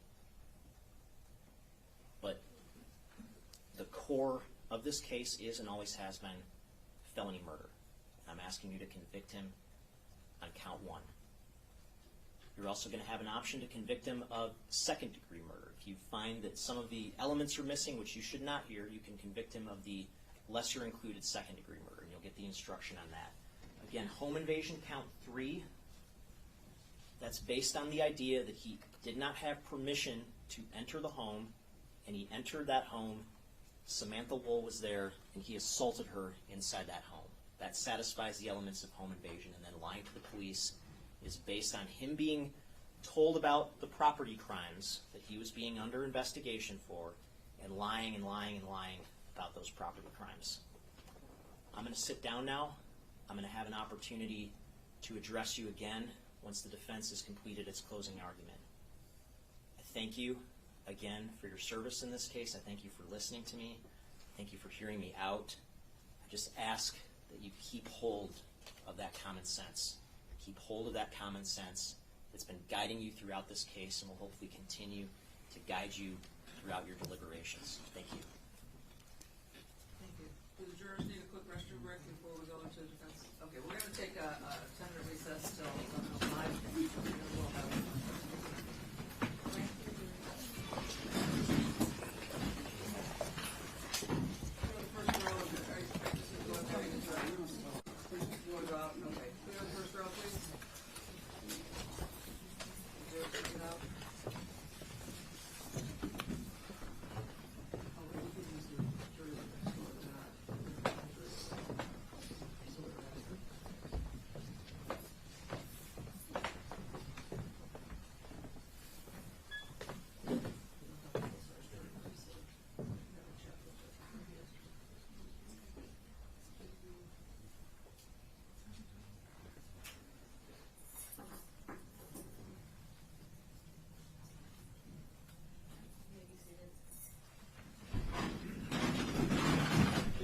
record, our closing is going to be over an hour also. we'll go until Okay. you're done. Okay.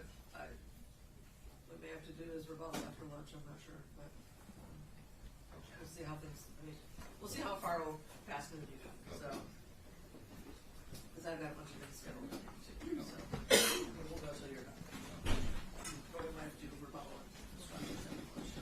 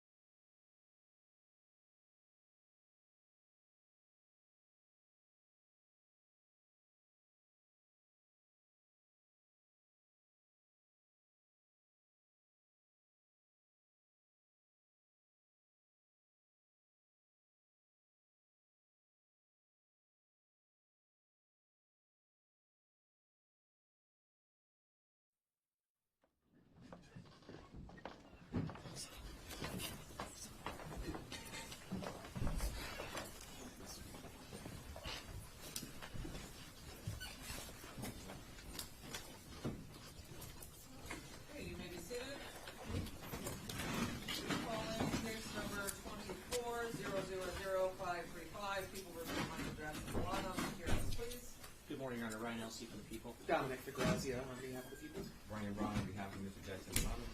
Good morning, on behalf of Jackson-Bolanos, we hear my name right. I know for the record, Mr. Jackson-Bolanos is present, as are all counsel in our 14th jurisdiction return to the courtroom. We're ready to continue with defense's closing argument.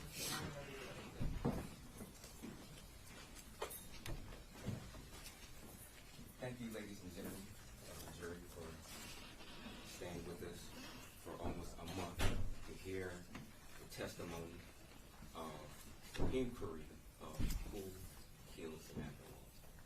Now, I know that we've been here for almost a month, and that was the inquiry. However, that question was never answered by the prosecution. Now, they want to say that the defense had a particular theory of what happened. Yes, we have a theory of what happened. Just like they stated, this is their theory. Now, as a defense attorney, do I know exactly what happened to Samantha Woll? No, I don't. If I did, I would be sitting in that chair testifying during this trial saying, in fact, I saw exactly what happened to Samantha Woll, and this is what happened, A, B, and C.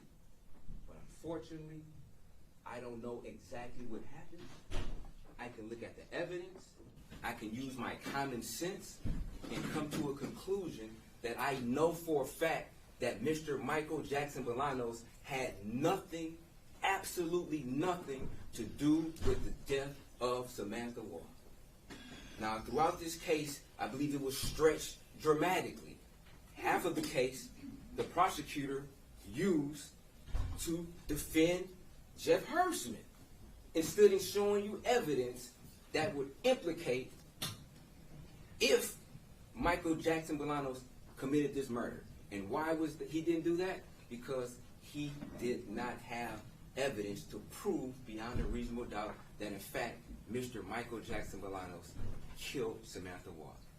This particular case, he states, is circumstantial. This case involves the wrong person who just happened to be in the wrong place at the wrong time. We first heard from Kevin Mull, who was their witness.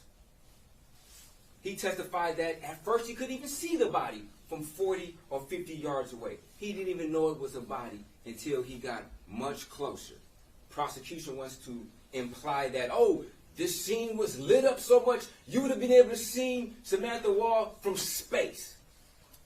Their own witness stated he couldn't even see it.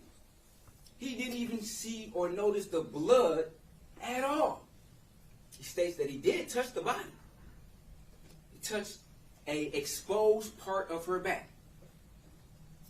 He then went back to his wife. They called 911.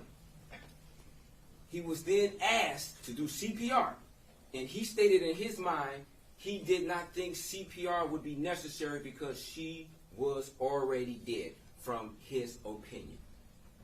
Now, asked whether or not there was blood on his clothes, he said he doesn't believe so. Now, did he actually check?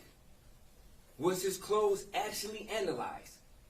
Had his clothes been analyzed, would we find trace amounts of blood on his sleeve or on his elbow?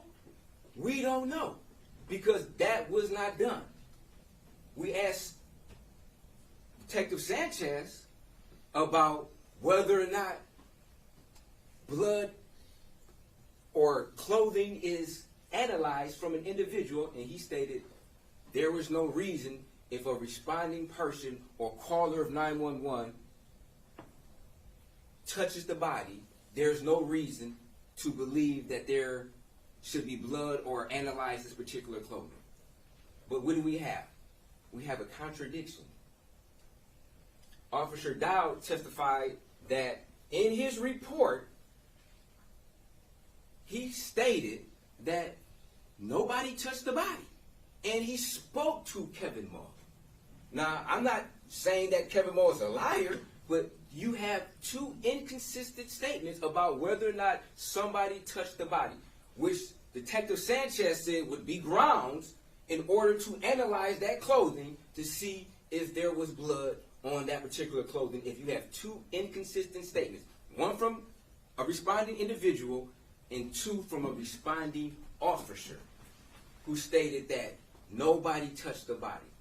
He also stated that Samantha's door was open. We saw a picture of the body cam showing that Samantha's door was open, wide open. I don't contest that. In fact, her door had to be open. How would she get outside? She can't walk through doors. She had to open the door at least a little bit in order to go outside. He also stated that her arms were to her chest and that he himself was trained in CPR, and based upon his experience, he opined that if somebody were to try to check her pulse, it is very possible that in fact their arm could make contact with her body. She was laying there. Her blood was on her clothes, saturated. Blood on her hair. It is very possible if an individual is going to check her pulse on her neck, that their sleeve would make contact with her hair. Their sleeve could make contact with the back of her clothing and transfer blood from her to their garment. Officer Q, he testified and tried to convince us that in fact he arrived to the scene at 6:38, even though his body cam shows him at 6:49 and 53 seconds inside of his car. Now, one may say this is inconsequential on exactly what time he got there, but I suggest that this was a pattern. This was a pattern of law enforcement officers either making false statements about what they did in part of an investigation or not doing in a thorough investigation. Now, I walked Officer Q to this particular point and asked him, Officer Q, you see your body cam. It states 6:49, roughly 6:50, you're still in the car, correct? He said, correct. There's no reason to believe that your body cam was not calibrated for the correct time, correct? Correct. And then I say, Officer Q, you got to the scene at 6:50, right? He said, no, got there at 6:38. In fact, and despite the evidence that's presented in front of him, he denies he got there at 6:50, a pattern. We next heard from Detective Zhu, who indicated that in his opinion there was evidence of a struggle, which the prosecutor fails to show you this particular clip, of a fruit bowl knocked over in the kitchen, fruit on the floor, that would suggest that this particular altercation originated in the kitchen. Now, how could it originate in the kitchen if she's laying asleep on the couch? At some point in time, she would have to get up from the couch, if she was sitting on the couch, go to the kitchen, and that's when the struggle started. He also tried to convince himself and us that, in fact, he tampered with evidence. He convinced himself that he removed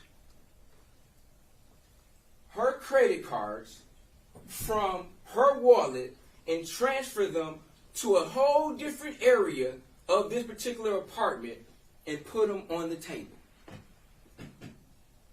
When I asked him, does that make sense for you to do that? He said, no, it doesn't make sense. And it had to be back and forth before he finally realized or came to the conclusion and admitted that, in fact, okay, maybe I did not do that. We have her purse, we have her car keys in plain view when you walk into the apartment. Soon as you walk into the apartment. Had this been a larceny, an attempted robbery, that's the first thing somebody's going to notice. It's the keys and the purse. Now, they want to insinuate that Mr. Jackson-Bolanos, in fact, did this. We know he was hitting cars. We know he has a history of cars. Now, if he wanted to steal her car, her key is right there. This has a panic button on the key. So if individual didn't know what her car was, they would be able to hit the alarm on there or the unlock button of this particular remote and get a signal from the car, in fact, what car that this particular key is associated with. Laptops, credit cards, money, nothing's taken. Forensic Tech Carrington Sheridan. Now, she testified that this is possible suspected blood. Do we know for sure what it is? No, we don't, because we have no pictures at all of the basement floor. And we know that the forensic techs, they weren't just on their own direction of what they did. They were being directed by the officers in charge at the particular scene of what pictures to take, what evidence to collect. Now, why wasn't this particular seat photographed? Why wasn't the floor photographed? I don't know. I would suggest that this was a lack of being thorough in their investigation. There was evidence of blood going down the steps, but then we have no pictures. We have no pictures next to the steps leading there. How do we know if there are other blood spots on the floor? We just have to assume that they're not, just because of the tremendous amount of blood that was associated upstairs? Do we know that? Detective Zhao also indicated that there was evidence of a disturbance of drawers on the very top floor to insinuate that possibly somebody went upstairs. Do we know that? I don't know. Forensic Tech Carrington Sheridan also testified that the blood outside appeared to be wet. The blood inside appeared to be somewhat dry. What would that, to a person with common sense, indicate? That the blood outside was transferred at a later time than the blood that was inside. We know that the blood inside was classified by Jody Johnson as being a pool of blood. A pool of blood is a copious amount of blood that is accumulated in one particular place over a particular time. And this blood had an opportunity to dry by the time the forensic techs arrived to the scene, because this particular blood that was inside was transferred at a much earlier time than the blood outside. She also stated that there was a suspected struggle in the living room. Why do we think that? Joni Johnson also stated that. We have the pillow that's on top of the blood. That means that the blood was accumulated on the floor prior to the pillow being knocked on top of the blood, which would suspect that there was some type of struggle to knock that pillow off and for it to land on top of the blood.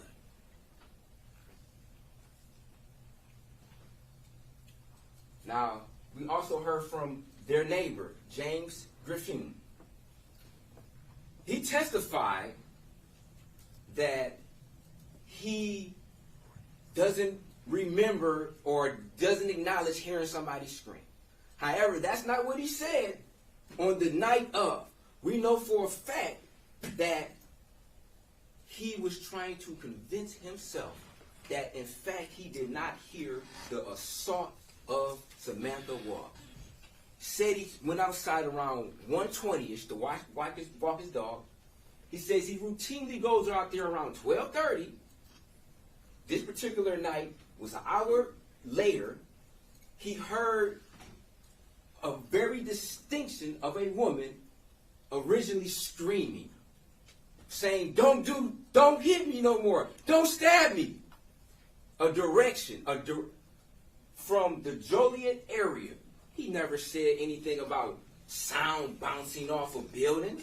He never said anything about thinking it was somebody striking. He stated that he was feeling guilty for the last 24 hours, feeling callous for the last 24 hours because he knew in his heart. And then he tried to deny he said that. But then when confronted with the truth, he had to admit, but he wanted to explain it. It was obvious from his passion and his emotions on the body-worn camera what he actually felt.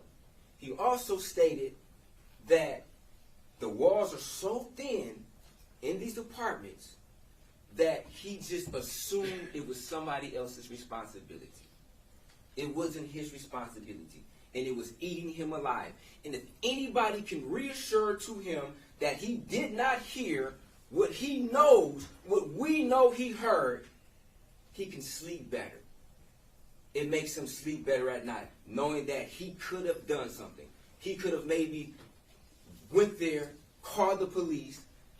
She could have received medical aid much sooner than when she collapsed outside and when Mr. Hull found her. She would have been able to have medical attention around 1:20, 1:30. We wouldn't be here right now. We definitely wouldn't be here with an innocent man being accused of a murder he did not commit had she got that particular aid when she was originally assaulted. We then heard from Paul Spurgeon. What did he say? In regard to Samantha Woll, she did not sleep on her new couch since moving into Joliet. She also slept in T-shirts. She was miserable trying to make a relationship with Jeff Hersman work. We know that Samantha Woll was not found in a T-shirt. She was found in sweatpants in a jacket with a hood to it. Not sleepwear. Not something that you would put on if you were preparing to go to sleep coming from a wedding, especially if you never slept on that particular couch. Why would you be on the couch? Was she waiting for somebody? Did she travel home with somebody? We don't know. Everyone told Samantha to get rid of Jeff Hersman. We also know that she went to Utah to clean him out of her system. But after she returned from Utah, she was still in contact. Paul Spurgeon confronted her about that. He expressed his feelings as a friend to her about, why are you still dating this guy? You told me you were going to Utah to get rid of him, but you're still dating him? We know that Samantha Woll was also self-conscious about things. So she didn't want the criticism. She wouldn't keep telling Paul that, in fact, she was still involved with Jeff Hersman after he confronted her about it. We saw that type of behavior in regards to Robert Becker. He testified that she never told her parents that she was sexually active with him because he was not Jewish. And the type of criticism that she would receive from her parents for dating somebody and having a sexual relationship, even though they had sexual chemistry, because he's not Jewish. She was also self-conscious about a lack of employment at that particular time. She also uses heart emojis with everyone, well, almost everyone.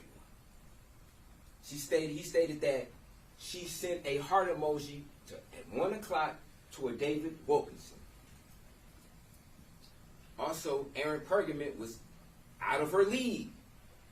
He would want a relationship. He called her all of the time. Stated that he was, quote unquote, in sales. He was very aggressive with his communication with her on the frequency on which he called. Paul Spurgeon said it could have been due to just the nature of his employment. We don't know. Now, Jeff Hersman, the individual which the prosecutor put his defense hat on in order to try to convince us that Jeff Hersman is innocent. He wouldn't harm a soul. What do we know about Jeff Hersman? He admitted to being a pragmatist, meaning that he operates in a very methodical and analytical way. He also stated, contrary to what the prosecutor said, he stated himself, he had motive. He had opportunity. And he was trying to outsmart individuals, a.k.a. i.e. the police. The motive. Samantha Woll broke up with him. He was upset about that. And not only did she break up with him, she rejected him multiple times. He stepped out of his comfort zone, out of his bubble, to change certain character traits that he exhibited. He analyzed himself and said, hey, I have these particular flaws in me. I'm going to correct those flaws in an attempt to win Samantha Woll's heart over. What did she do? She rejected him.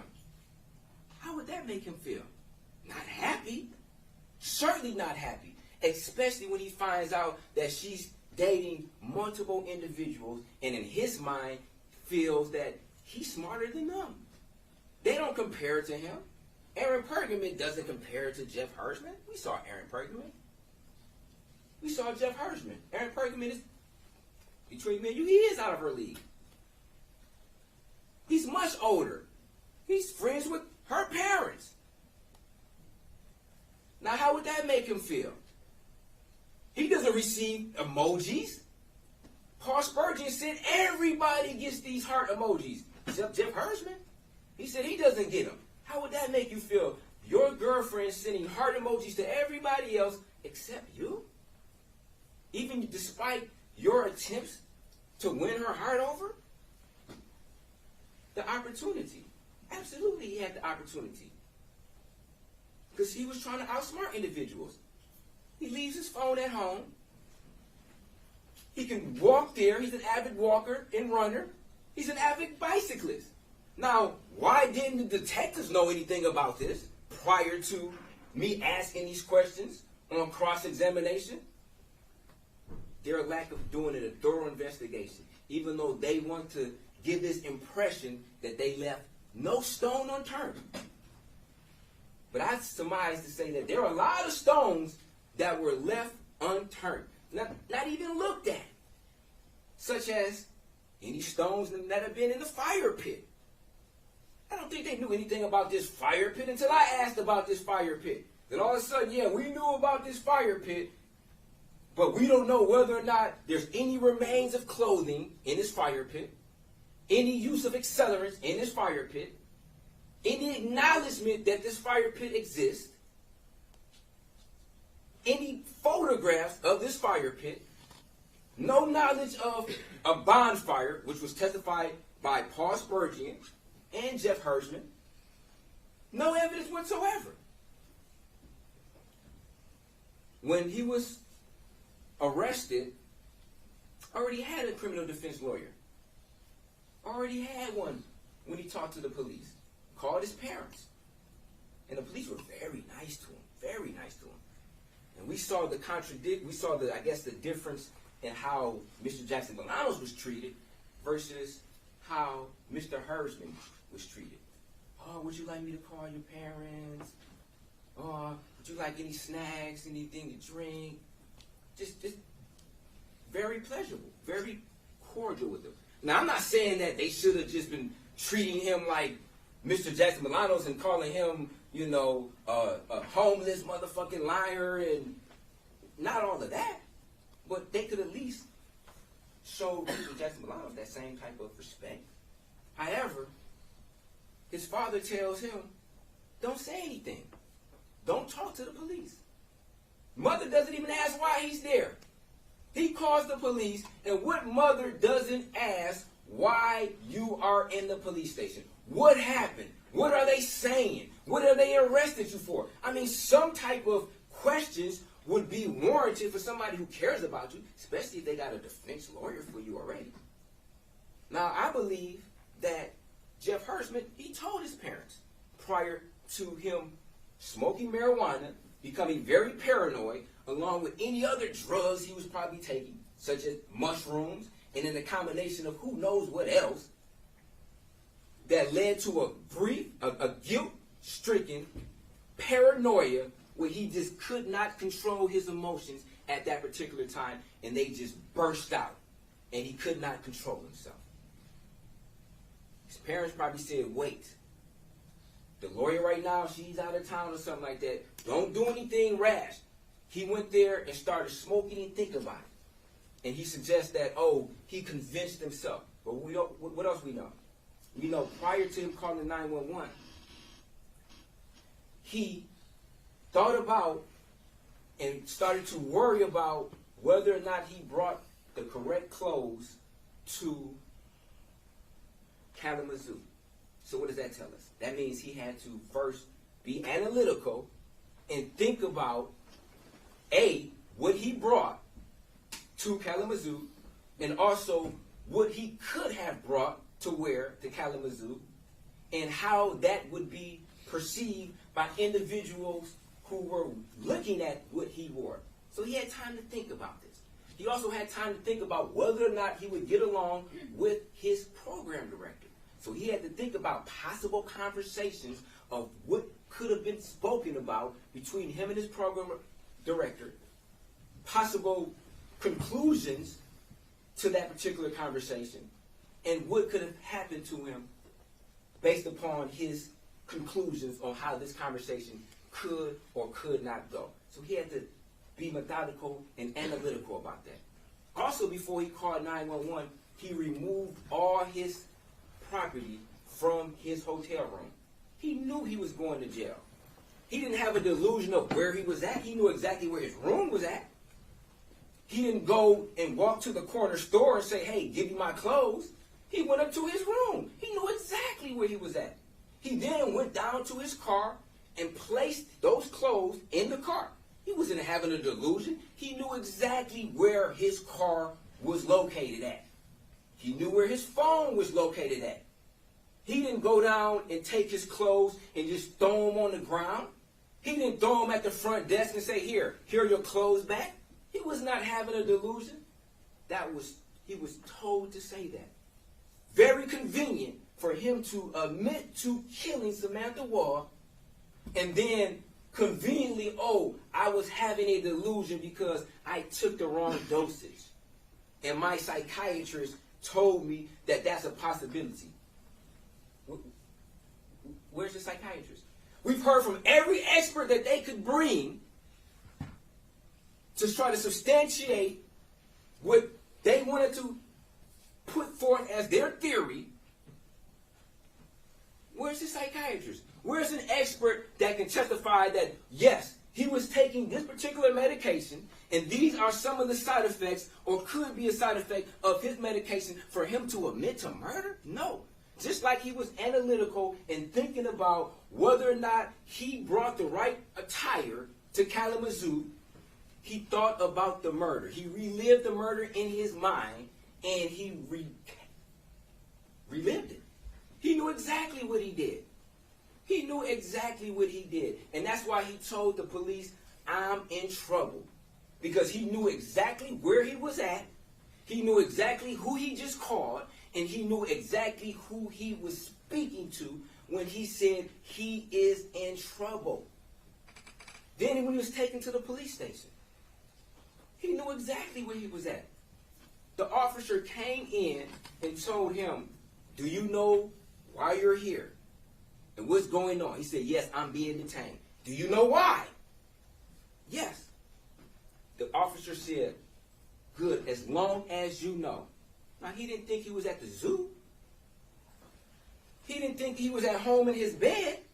He wasn't having a delusion on where he was at. He knew exactly where he was at and why he was there based upon his statements to the police. He was worried about his job. He was in that delusion. He knew he had a job.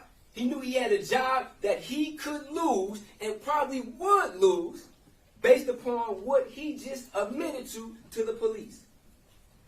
Now, the police, they didn't badger him. They didn't ask any additional questions. So we have no more follow-up. We don't have an interrogation. He wasn't interrogated. He said he wanted to talk to his lawyer, even though he didn't know who his lawyer was, so that the police didn't ask him any more questions. Even though he said, quote unquote, I'm trying to be helpful. You're trying to be helpful. Why don't we have a subsequent interview after you being arrested? Because his lawyer swooped in, and his lawyer said, don't say anything. He had a delusion, and they bought it. You had a delusion to make you say you did something that you know, that quote unquote, that you know you didn't do? When has that ever happened? He said it never happened before. He's never convinced himself that he allegedly did something that didn't happen. No, absolutely not. He knew exactly what happened. And he knew he was going to lose his job. And he told his parents to say that he was not in jail, but that he was having a mental breakdown. Lied to them, even though he was trying to be helpful.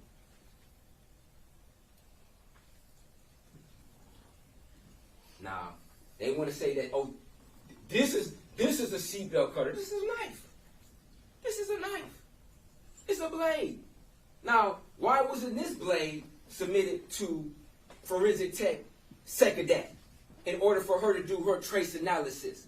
Why wasn't the fibers even collected from this particular knife, let alone submitted to Secadat in an attempt to see, A, whether or not the fibers that were contained in this knife actually could match the fibers that were removed from Samantha Woll's clothes?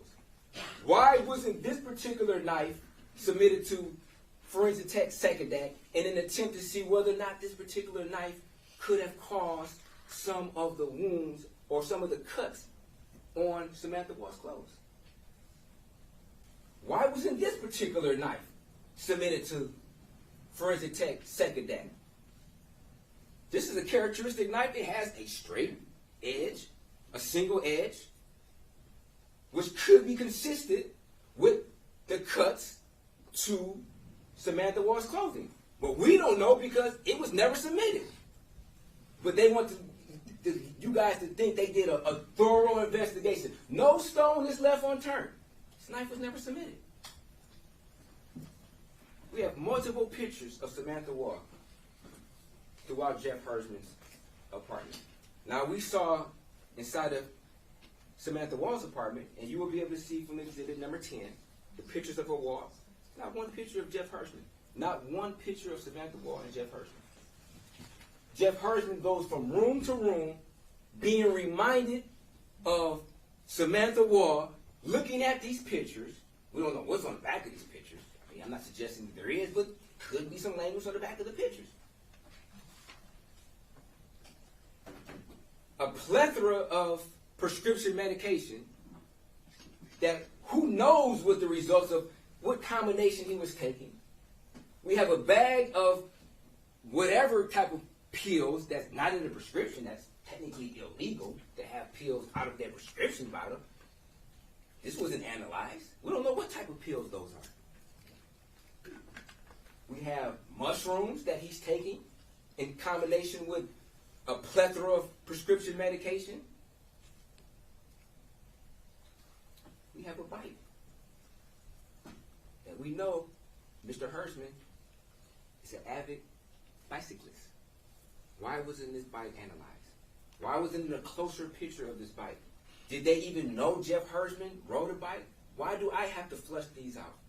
Do we know what Jeff Hersman was wearing on the day of October 21st?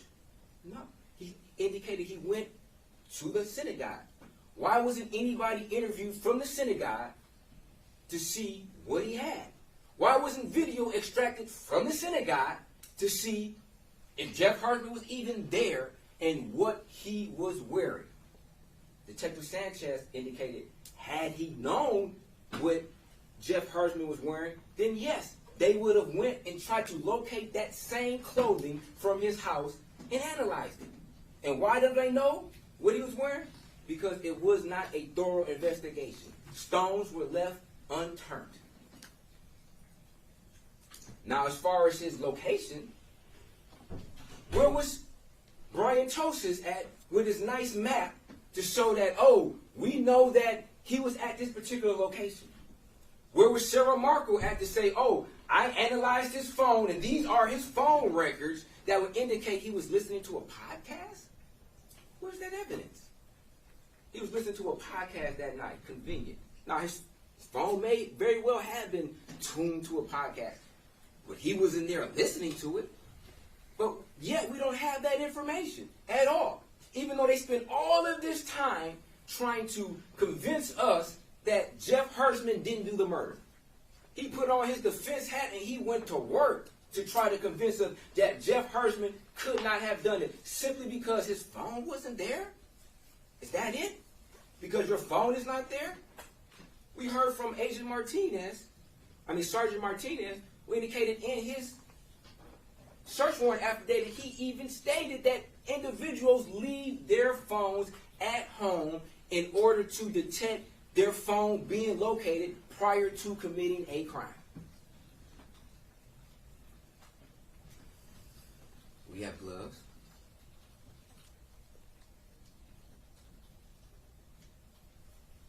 They try to make fun of the fact that Mr. Jackson-Bolanos said he had a seatbelt cutter, but they didn't make any mention. They didn't ask any questions about Jeff Hirschman's seatbelt cutter, alleged seatbelt cutter.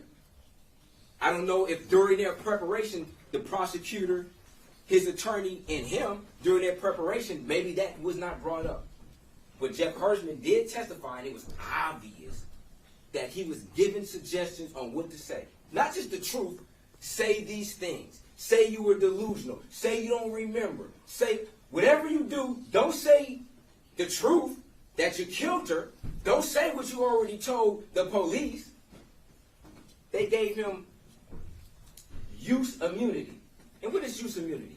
Use immunity means that no statement that he states on the stand can be used against him. He has immunity against that. So if he got on the stand and said, yes, I did kill him, I want to finally come clean and clear my conscience, they would not be able to use that statement against him.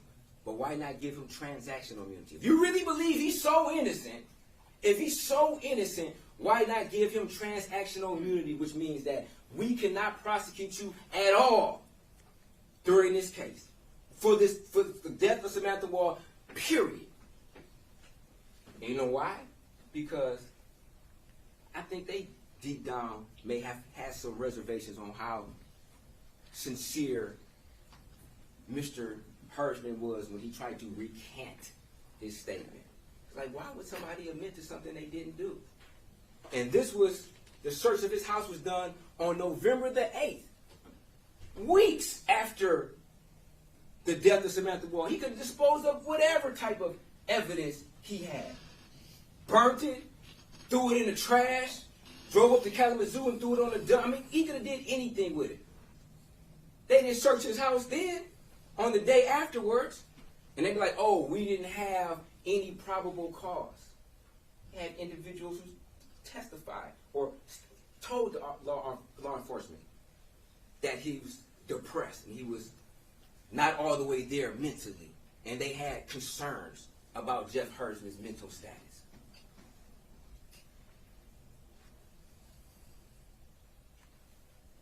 Police officer Allison Baker stated, Jeff Hirschman said, I killed her. Despite the prosecution trying to, I guess, somewhat impeach her, she told the truth. Now, I can't say the same for all of their witnesses, or even most of their witnesses, but she was honest and she told the truth despite. She didn't have to look at the prosecutor for approval and see if he was shaking his head like, yeah, say this, or shaking her head. We saw that. We saw the prosecution shaking their head throughout this particular trial, where witnesses are testifying, trying to signal to the witnesses on how to testify. Similarly, when Jeff Hirschman was testifying, kept looking to the prosecutor, kept looking to his attorney in the back row, looking for approval on what to say, not just answering the questions. And then when confronted, what did he say? You got me.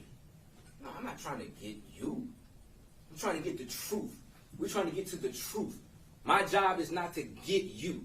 That's the police's job, to investigate who did this and come to a conclusion. And if the evidence shows, which I believe it does, if you had some type of involvement with it, then they arrest you, and then they charge you, and then you go to court and fight for your rights.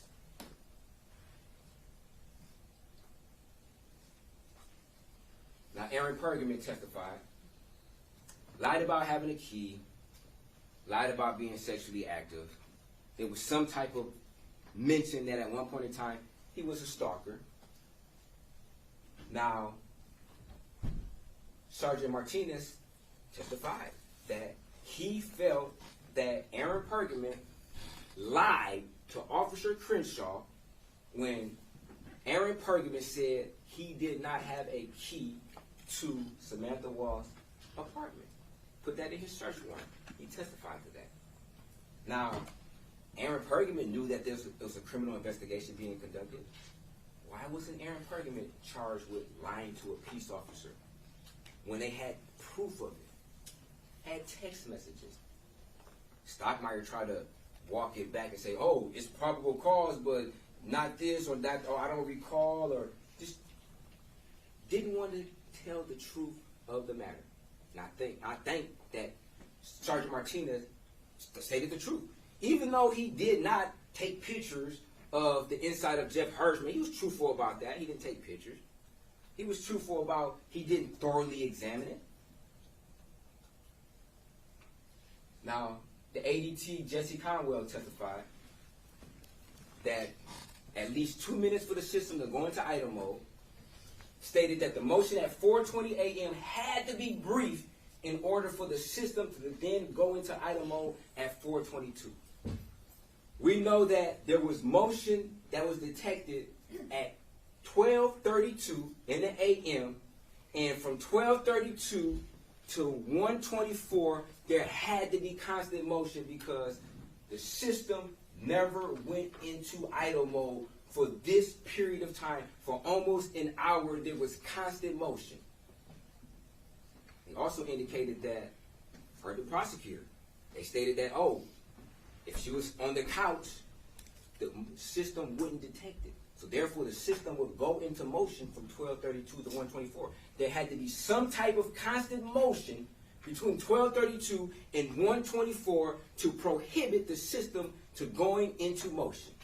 And then the system goes into idle mode at 1:24. Dr. Krum, she testified. Now, some of her testimony was a little bit disingenuous, and I'm going to tell you why. Because, for one, in her autopsy, which you'll get a copy of that, she did not document the depths of the wounds. She also did not indicate the smaller arteries or vessels were severed at all. Why is that important? She testified on June 13th, the same day after Dr. Dragovich provided his report. Now, of course, both sides had to get an opportunity to look at these reports. The prosecution then looks at this report, sees the deficiencies in her autopsy, and tries to rehabilitate her on the stand by asking poignant questions, which Dr. Dragovich points out in his report about what she didn't do. So he then asks her the depths of the wounds on the stand, and she just makes up these numbers. She just makes up these numbers. They weren't documented, they weren't measured, but in an attempt to show or try to prove and mislead you guys that she did a thorough investigation or a thorough autopsy, she just says these numbers. She also has nowhere in the autopsy report that's any indication that there was any arteries or vessels that were severed at all. That was also in the report. That question was asked, trying to rehabilitate her. No defensive wounds. Also stated that these bruises could have came from punches.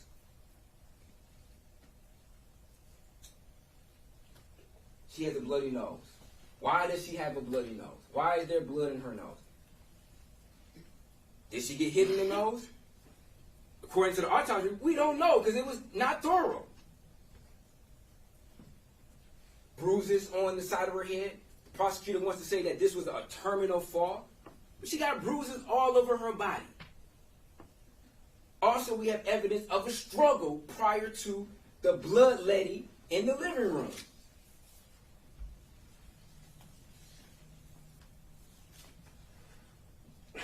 How do you get bruises on the inside of your arm? Is that conducive with somebody trying to grab your arm? To try to control your arm? Is it?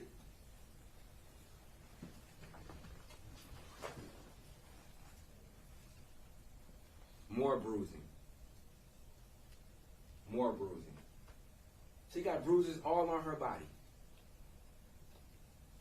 Now, this particular image is rather important because, for one, this would suggest that somebody was over her, on top of her, to strike her in the back of the head, I believe she was stabbed first in the throat, stabbed 3 times in the neck. She then fell down or bent down on her knees. Somebody then came over top of her to hit her in the back of the head. This is a crime of passion. She wasn't a threat at that particular time. Somebody had the distinct intent to murder her, to stab her in the back of the head, to stab her in the back of the neck. Dr. Dragovich indicated that these wounds would indicate that there could be a loss of consciousness and then a later possible regaining of that consciousness. He stated that she had an incomplete autopsy. Autopsy report did not make any mention of whatsoever that there was a severance of any major blood levels, could mean that that person could survive for hours. There was no indication of what was the final thing that killed her at what particular or when that could have happened. Based upon his reading of the autopsy, he could say that it's very possible that she could have been stabbed, assaulted much earlier, lost consciousness in the hallway, in the pool of blood, and then regained consciousness some time later, triggered the motion, and then went outside. No wounds that were indicated as far as their deaths. Stab wound to the back of the head possibly resulted in a loss of consciousness. Failed to document whether or not there was any compromise to the respiratory system with an analysis of the lung tissue sampling, but did note that there was hemoaspiration. But also noted that the respiratory system was unremarkable, which means normal. That's a contradiction. Like, which one is it?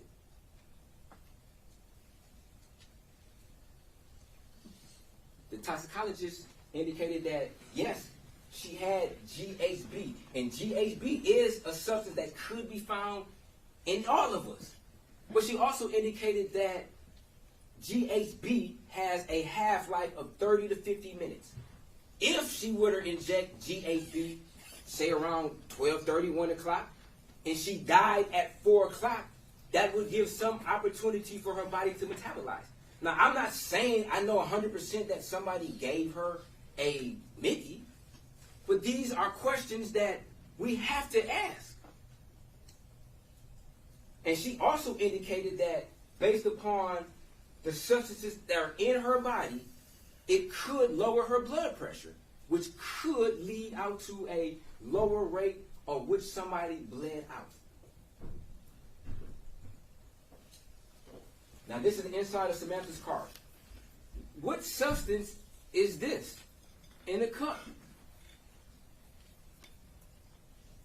Is this blood?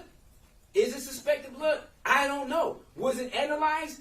We don't know. We have no evidence that suggests that this has ever been analyzed. Now, Detective Sanchez indicated that if it was, he would have known about it, but he didn't even know what forensic tech even did the analysis at all. And then the prosecution wants to suggest that us as the defense, we could have had this car processed with our own experts. We could have, like, it's our job. We have to process the scene. We have to send people to the scene to process her car and her apartment to see whether or not this is suspected blood. No, this is their job. Why wasn't this particular substance analyzed to see what it was? Is that GHB? I don't know. It's something inside of a cup, inside of the car. We have other cups. Did she have a rider in the car? Was somebody else in the car? We don't know. Was these cups analyzed for any traces of DNA inside of the cup? We do not know. We have no pictures whatsoever of the outside of the car. Now, Special Agent Bowers, he testified about telling the story. He likes to tell the story. But in order to tell the story, you must go from its original nature of the story. The original nature of the story was her purse, her keys, plain view when you walk inside the house. The edited story is the purse is then moved to the kitchen table. So when he gets there, He's looking at a totally different story than the original story. The original story was this purse was in this particular location. Nothing was taken. Obviously, things are of value in plain view. Laptops, wallets, car keys, credit cards, money. If this was a robbery, this would have not been in this picture. It would have been taken. They want to suggest that Mr. Jackson-Bolanos is such an opportunity that he doesn't pass up any type of opportunity to take anything. But you don't take somebody's purse. You don't take their car keys. You don't take laptops. You don't take money. You don't take credit cards. You take these things if this is a robbery. So the story that this is telling me is this is not a robbery. Whoever came to do this, Samantha Woll, had no intention whatsoever to rob her. They didn't come to rob her. They came to kill her.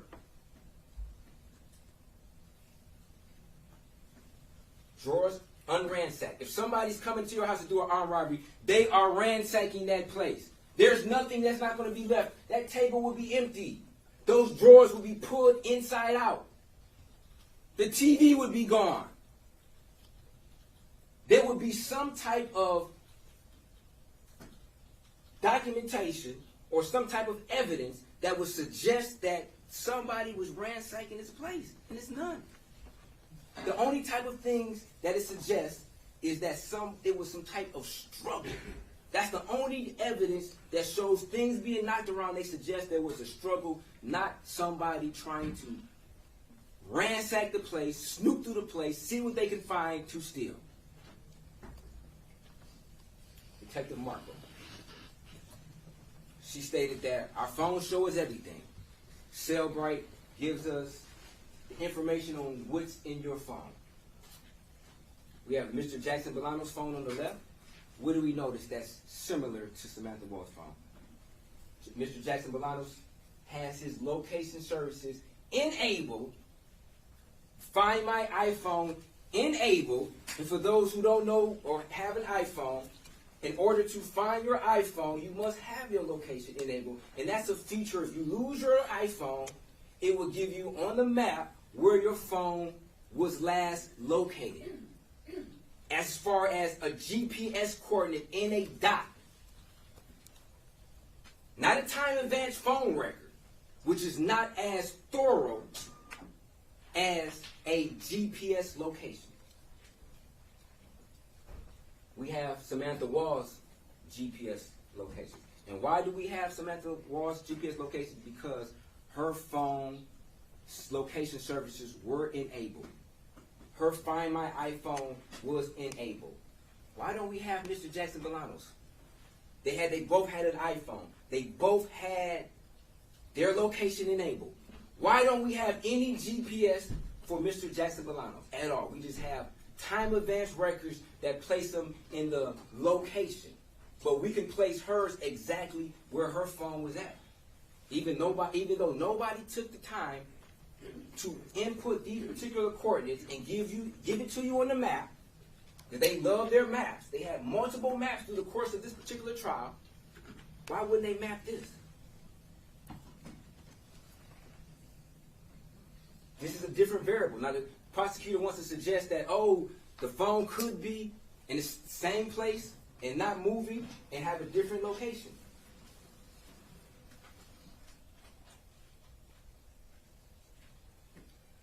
These are device lock status. The device was unlocked, locked, unlocked at a particular time. What's happening on this phone at these particular times? We look at her hands. Her hands are covered in blood. If she got attacked at 1:24 or around that particular time, and she had blood on her hands, she would not be able to operate her phone efficiently. This looks like it's blood stains on the screen. What are those stains on the front of the screen? What are those stains on the front of the screen? And if any of us have ever tried to operate our phone with water on our hands, lotion on our hands, or any type of wet item on our hands, it makes it sometimes impossible to utilize the phone in the fashion we would want to. her camera comes on at 1:24. Was this an accident? Did she try to unlock her phone and accidentally put her camera on? The camera doesn't have an end time. So was the camera just on in the background? Was the camera just on? When the police got it, was the camera on? Because the camera never closed down. She operated the camera, which I believe was a mistake on trying to unlock the phone, and the camera never ended.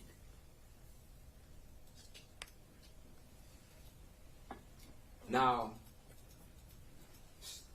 Detective Marco also testified to that she searched Aaron Pergamon's and Jeff Hersman's phone. And in her opinion, there was nothing incriminating. Then when I asked her about Mr. Jackson-Bolanos, whether or not, like, you didn't find anything incriminating on his phone, she was like, oh, well, that is a subjective opinion. I can't give you my, but you gave your subjective opinion when he asked you. Just didn't want to be truthful. Just want to steer this particular investigation in this particular trial on what the prosecutor wants, not being honest. She also stated that she remembers looking in the paper around the time that allegedly Jeff Hersman was released from jail. She vividly remembers this. And then she was shown a newspaper article and said that refreshed her memory of when it happened. And then tried to suggest that Mr. Jackson-Bolanos had an attempt to do a same-day passport to flee the country? That's absurd. Guy Nutter, he indicated that he did not collect shoe impressions because the police basically tainted the scene. It was so much traffic in and out of this particular scene that he didn't collect any type of shoe prints. Is this a shoe print? Circle? Looks like one to me.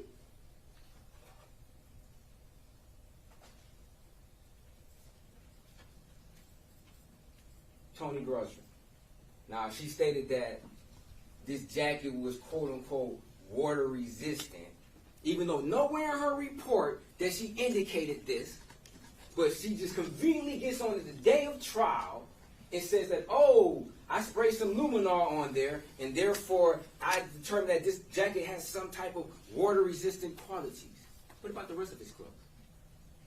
What about the hood that they took? What about his face garment that they had? What about his pants? What about his shoes? What about every other piece of garment? Were those also water-resistant? Why was any traces of blood on there? And obviously, this particular garment had to have some type of capability to have and absorb the blood, because they state, even though we can't see it with our naked eye, even though multiple people testified that they couldn't see this blood with the naked eye, but they said the blood was there. So obviously, this particular garment had to have some type of saturation.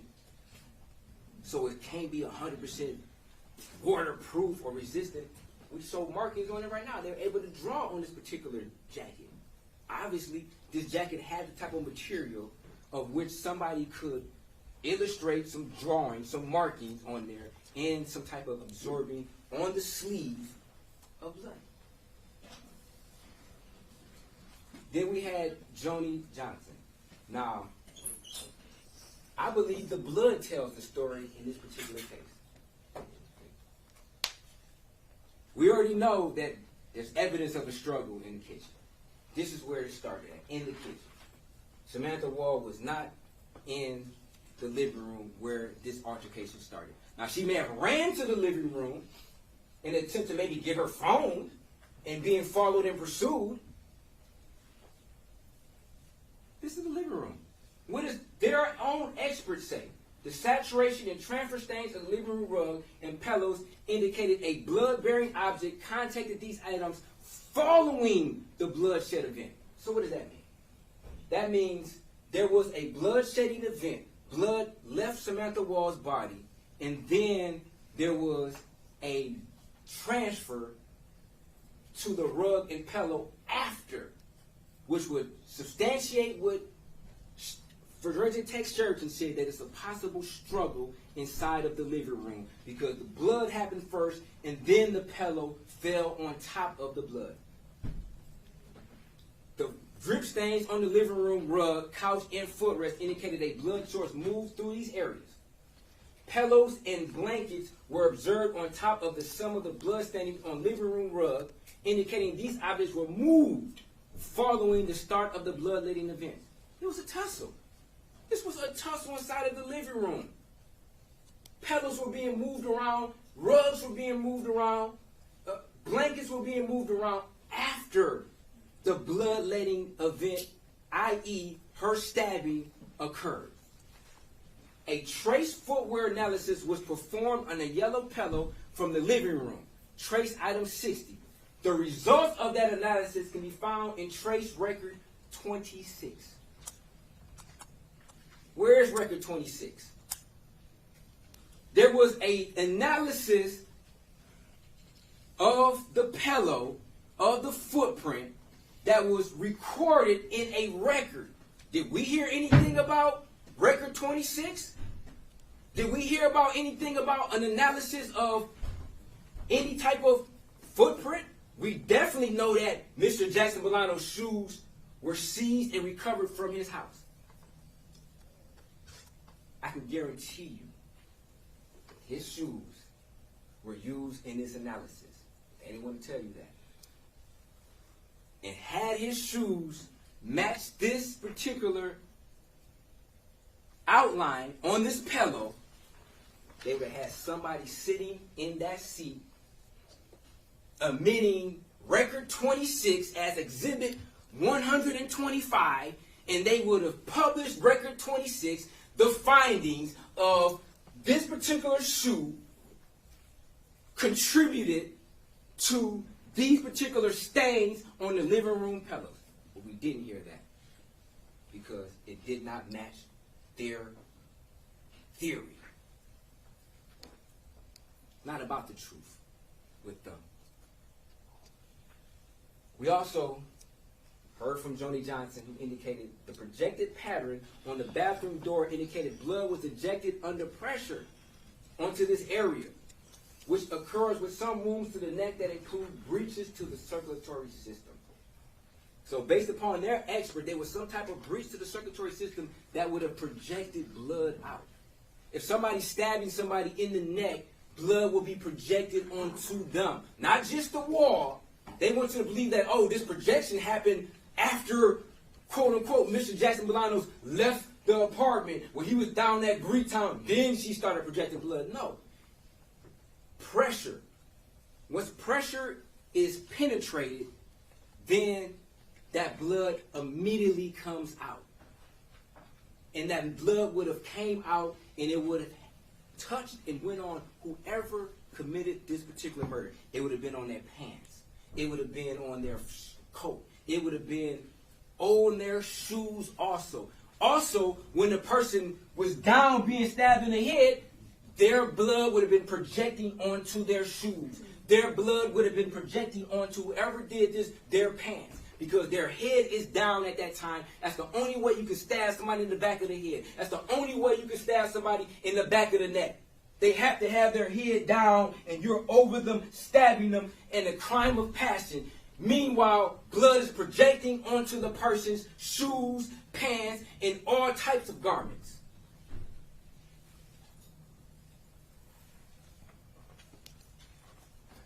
A pool that has been altered were on the hallway floor. This indicated a blood source was in this area for a time and actively bleeding.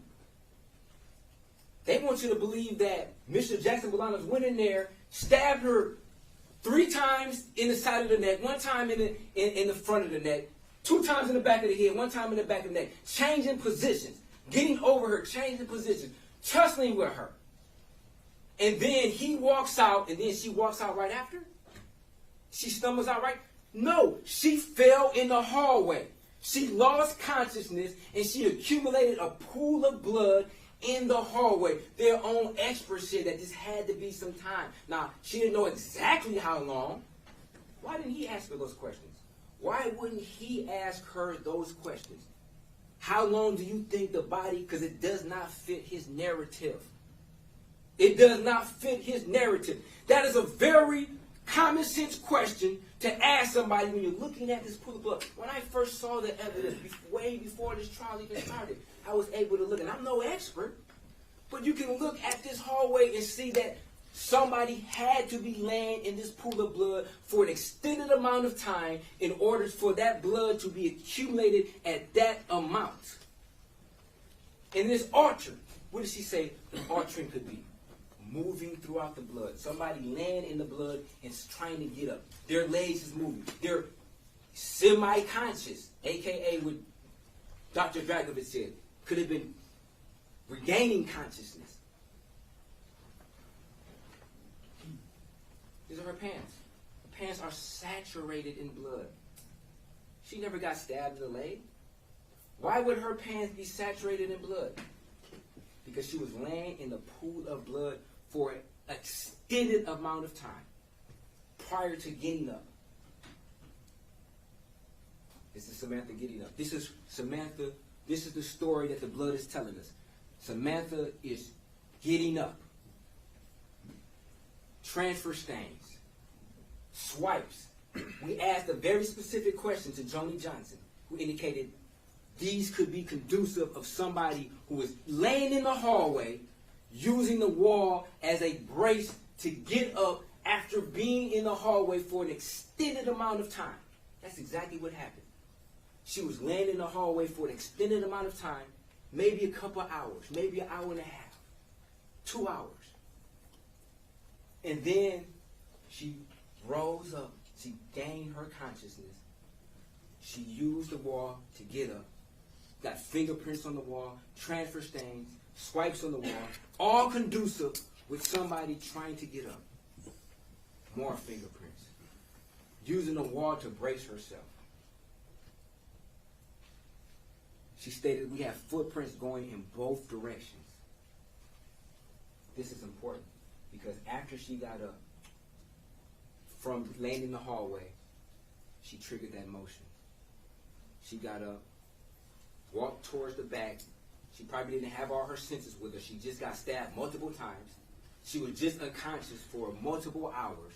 She lost a great deal of blood, but she was a fighter. Samantha Woll was a fighter. We heard that. Paul Spurgeon testified to that. She's a fighter. She had that fighter spirit. And the last bit of energy, she woke up, tried to maybe look for her phone, could not find her phone at that time, and said that I need to go outside. I need to go outside to try to make it to my neighbor's house.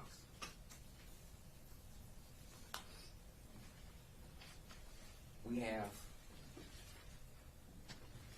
transfer stains on the exterior of the door. We know the door was open, right? Per Officer Dow's body cam, we know the door was open. So whoever did this attempted to shut the door behind them. After they did this to Samantha Woll, they attempted to shut the door. That's why there's transfer on the outside of the exterior doorknob. That's why there's transfer stains on the exterior of the deadbolt. And there's also transfer stains on the interior. So when that person left around 1:30-ish or 1:20-ish, closed the door behind them, Samantha Woll had to at least pull the door. Maybe the door did not close all the way. Do we know whether or not the door gets stuck? Because we heard that she has a habit of sometimes leaving her door open. Is that because sometimes she thinks she's closing it and it doesn't close all the way? We heard from Mr. Cronwell who indicated that the door could be, what did he say, 1 inch, 1.5 inches, or 1 inch, and it appears closed, but the sensor will say that the door was still open. Her door wasn't wide open. She would never leave. She would come home at 12:30 and just leave her door wide open for the whole world to see. She probably thought she closed her door. Nobody tested her door to see whether or not, if we look at Q3, whether or not this door jamb of her door is not flush enough for the door to close. We've all probably encountered doors before where Some doors take a little bit more force to close. Some doors you can just close and they close because there's enough room between the actual door and the door jamb. Some doors rub against the door jamb. Why wasn't this done? Why wasn't the analysis done? If they say that her door was open, why wouldn't any of the detectives ever go to the house and analyze what type of force it takes to close her door? Did she intend to close her door and just did not do that? Nevertheless, if you look at Q5, she had to at least pull the door open somewhat to leave this particular house because she cannot walk through doors. She then somebody had blood on their hands when they touched the interior of the storm door. Also, when they touched the actual screen to the screen door. She was then found outside. Saturation stains around her neck, saturation stains in her hair. I believe Joni Johnson also indicated that if somebody were to try to check her pulse, could blood be transferred from her onto their clothes? That's exactly what happened. The prosecution wants to make it so far-fetched for somebody to try to check somebody's pulse, lean over them, check somebody's pulse, and you see her hair covered in blood, and for their back of their sleeve to rub against her hair? Why isn't there blood anywhere else? Why isn't there blood all in the front of him? Why isn't there only blood on the sleeve of his arm, on the arm he touched her with? Where's the rest of the blood? That's not a coincidence that there's no blood anywhere else on any of his clothes. That's not a coincidence. The reason is because he did not kill Samantha Woll. Brian Tosis testified that all he can say is, oh, Mr. Jackson-Bolanos was in this particular area. He was in this particular area around this particular time. He never denied that. Not once did Mr. Jackson-Bolanos ever say, hey, I was not in these areas. He admitted he was downtown. Now, can he remember every single area he walked to? Probably not, because he went to a lot of different areas. He went to a lot of different apartment structures. Did he ever go in any of the buildings? Absolutely not. Absolutely not. Now, where is the time advance records for Aaron Pergamon? Where is the time advance records for Jeff Hersman? All we have is time advance for Mr. Jackson-Bolanos. But they did such a thorough investigation. We didn't see it, even though they spent half of their time playing defense lawyer, criminal defense lawyer, defending Mr. Hersman. Trooper Alex Martinez, like I stated earlier, he testified, somewhat truthfully, I believe, that, in fact, he believed that Mr. Pergamon was lying about having a key, even though Mr. Pergamon was not charged, with lying to a police officer. He also indicated in his search warrant that people leave their phones at home. Of course they leave it, especially if you're trying to outsmart somebody, especially if you've got an analytical mind and you're trying to outsmart people, you're going to leave your phone at home. Everybody knows in 2023, 2024, that your phone can be located to a particular scene of the crime. Everybody knows that. Everybody knows that. Brett Foreman sure knows that. He testified, and I'm not suggesting Brett Foreman did the killing, but just that type of mentality that the police wouldn't, I guess, look a little closer on. Now, in regards to Brett Foreman, I mean, I think it's kind of odd for you to say, hey, if I would have did this, if this is your friend who was murdered, and then you start to hypothesize and say, hey, if I was the killer, I would have went to the movies, and I would have bought a movie ticket with my credit card, and I would have left my phone at the movie theater so my phone wouldn't be detected. That type of mentality, that's not just lost on Brett Foreman. Jeff Hersman has that same type of mentality. Has that same type of mentality on how to get away with murder. Now they say they had all these cameras. Where are the cameras at? Of his streets. They have no cameras whatsoever. They have no video footage whatsoever of whether or not these Ring cameras or cameras would even pick Jeff Hersman leaving his location. And if he's trying to outsmart somebody, would he just walk out the front door and turn on his porch light and walk out? No, he would probably go through the back door. Did they check that? Did they check any houses around the back doors? No, not at all. And they were also looking for license plate readers. So if he doesn't drive his car,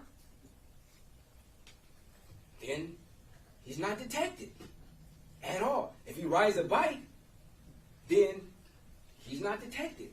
Sergeant Sanchez indicated, Lieutenant Sergeant Sanchez, I'm sorry, indicated that he looked around 4:20, around that time, for individuals riding the bike. But you didn't look for individuals riding the bike around 1:20, 1 o'clock?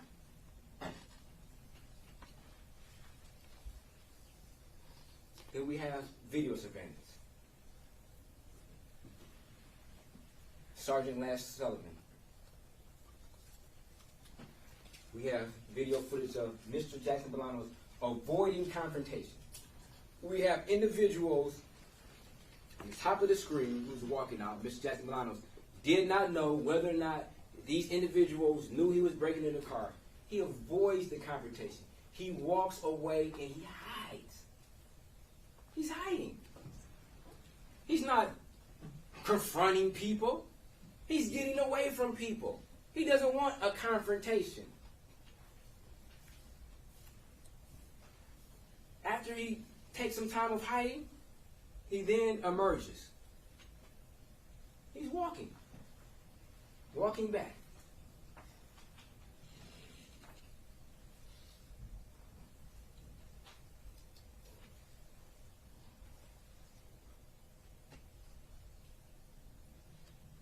He gets nervous. He sees a car. He attempts to avoid confrontation.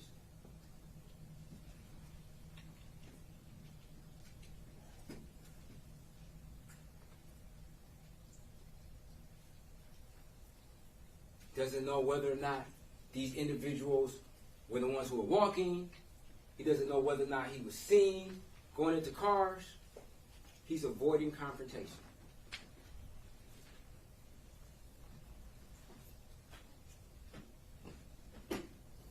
After he jumps down from this wall, where he said his glove was somewhat torn. He tore his glove jumping down from the wall, not jumping up. He said jumping down. The prosecutor wanted to mischaracterize and mislead his testimony. He said when he jumped down,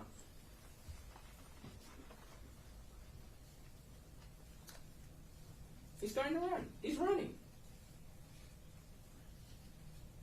He's avoiding confrontation. He said he's seen multiple different security throughout multiple different structures, and he ran. He runs from them.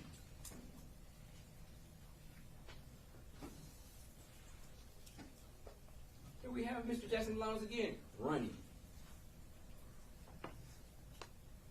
Avoiding confrontation.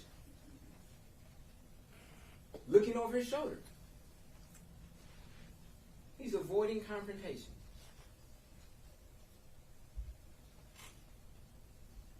The prosecutor wants you to believe that Mr. Jackson-Bolanos went inside Samantha Woll's apartment at 4:20. I don't know, they just keep trying to gloss over the struggle inside the kitchen because it doesn't make sense. It's literally impossible for all that stuff to happen in the time frame that they say it happened at. So Mr. Jackson-Bolanos allegedly comes inside, I guess confronts her inside of the kitchen. How would she get to the kitchen, though? She would have to have some type of motion to get to the kitchen. Because that's where the altercation started at, inside of the kitchen. Multiple of their own witnesses said that there was suspected struggle inside of the kitchen because of the fruit and the fruit bowl that was knocked over. So whoever did this, the altercation started in the kitchen. So how would Mr. Jackson-Bolanos, who we never saw walking towards her apartment, and they want you to believe that Mr. Jackson-Bolanos just stabbed some tires? Like, that doesn't even make sense. Like, He didn't do any type of breaking into cars as far as breaking the window. He hit some handles. Yes, he did. He opened car doors. If the door was locked, he moved on. He didn't use any type of breaking as far as breaking the window, picking the locks, anything of that sort. They had no type of evidence or reports to police that any cars' windows were broken into on that particular night, even though Ms. Grady testified that her car windows had been broken into before. Multiple times her car windows been broken into. We didn't get one report that whole night from any of these apartment complexes, which they know where he was at, that anybody's windows were broken into. Especially not any tires were slashed. That doesn't even make sense. Were they trying to say he was just a slasher? He's Jason? He's Freddy? Say he was just in a slashing mood? Say that he was practicing? That's absurd. Say he was practicing to see if the knife is sharp enough. So he's saying that, oh, I'm about to go into somebody's house that I don't know they're in there, because he's saying that Samantha surprised him. So if the person doesn't know that an individual is in a house, why would they practice stabbing some tires to see if their knife was sharp enough to kill somebody? That just doesn't even make sense. That just defies all logic and common sense, that particular theory. It just doesn't make any sense at all. So there was motion at 420, which we know is Samantha Woll in her last attempt to leave the apartment. But however, they want you to believe that Mr. Jackson-Bolanos came in there at 420, tussled with her, hit her a couple of times, stabbed her twice in the neck, in the front of the neck, 3 times in the side of the neck, twice in the top of the head, once in the back of the head, in the back of the neck, all in what? 20 seconds? 10 seconds? Their own witness said that this activity had to be brief from 420 in order for the system to go into idle mode at 422. It had to be brief. Can't do all of this. And then they saying he's a thief. He's an opportunity. He's so desperate. He's so desperate for money. But you see all these things of value and you don't take it after you just allegedly committed a murder? You don't take things of value? You don't take a purse? You don't take a wallet? You don't take a laptop? You don't take car keys? You don't at least open the door? There's nobody in there. There's no evidence whatsoever that from the outside you will be able to see her door open. Then they show you with the light on. So they want you to believe that Mr. Jackson-Bolanos, who's been avoiding confrontation all night, is going to walk into an apartment with the light on at 420? He didn't touch any door handle of any apartment. No, none at all. There's no surveillance whatsoever that suggests that he even walked up to any window and peered in and looked in. Touched nothing except door handles of cars. And I'm not trying to say that what he did was right. We're not saying that Mr. Jackson-Bolanos is an angel. But what he's not a murderer. He's not a home invader. Those are two different things. Now, they're trying to stretch it and say, oh, a person who will go into your car, will go into your house and stab you? That's a crime of passion. If a person who's a petty thief, which he's being a petty thief, goes into a house, sees somebody, he runs. He runs the opposite direction. He doesn't run towards them and start to stab them. He doesn't run towards them. He runs away, which is consistent with what Mr. Jackson-Bolanos has been doing that entire night, running away from people. Running away from people. Not running towards them in an attempt to assault them. For what? To go and break into somebody's house to assault them for what? Just to kill them and not take anything? To not ransack? To look for anything? What purpose would that be? And then he's walking. He's walking. He's walking towards people. Surely he would have been, after the projection of blood and all that blood, he would have had blood on him. He's walking towards individuals. He could have walked the other side of the service drive, walked down the grass and stayed in the shadows. Obviously, he knows people are outside. He's walking right by them. They would notice somebody covered in blood at 4:20 in the morning, 4:23 in the morning. They would notice that. That would pique your curiosity. That's something you would not forget. Nobody else is out there who's walking. They're striking. They don't even bat an eye. They don't even turn their head. They don't even notice him. Had he been covered in blood, had he had blood on him, he's not wiping his face. He doesn't have blood on him. And just like Sullivan stated, they blew this picture up to 1,000% to see if they could have any traces of blood on Mr. Jackson-Bolanos. They analyzed that, super analyzed that. They had the FBI, they had Michigan State Police, they had Detroit Police.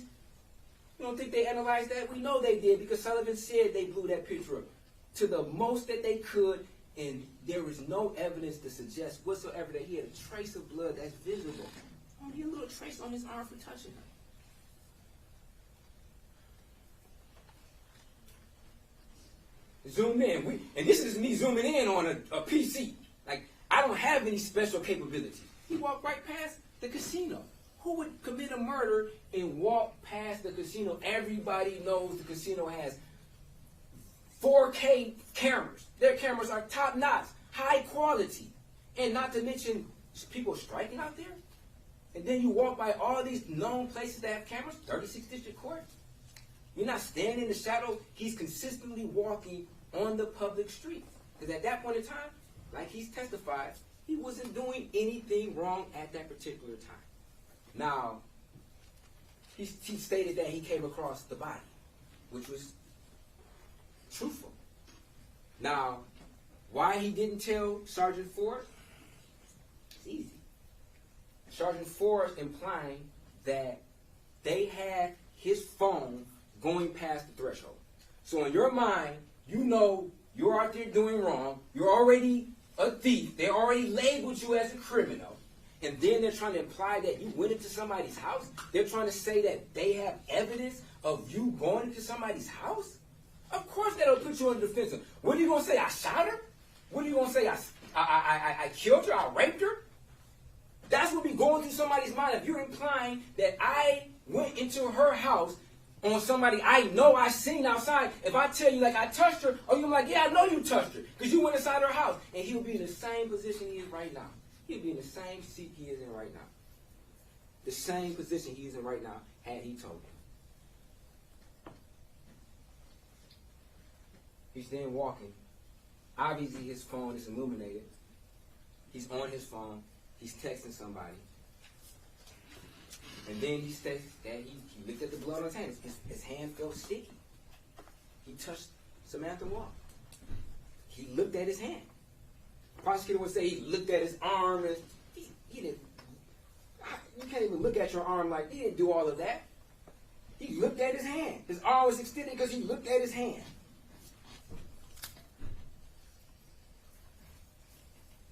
And he panicked, which is understanding.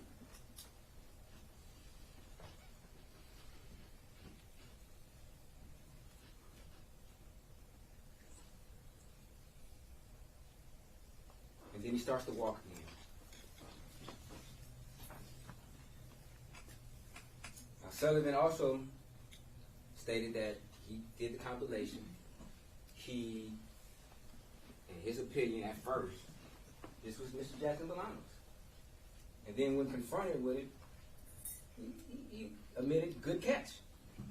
Now, the prosecutor may say this insignificant as far as, oh, out of all these hours, he got only 1 minute wrong as far as that. But I think that's significant because at another time at 1:53, after Mr. Jackson-Bolanos was walking down Brevard, the prosecutor's trying to insinuate that that was Mr. Jackson-Bolanos inside the apartments that's depicted on the Chrysler surveillance, the Chrysler school surveillance. And when I asked Sergeant Sullivan about it, he was saying, oh, I can't say that's him. Legally, I can't say that's him. And I'm like, you don't even know whether or not that person was checking on their car. That's their particular car that came out their apartment. No, I don't. I don't even know that. But then they trying to insinuate that they know that that's Mr. Jackson-Bolanos. Even though he testified that he walked up Brevard, made a left on Lafayette, and hit some cars, and found a bag, and placed that bag in the bush.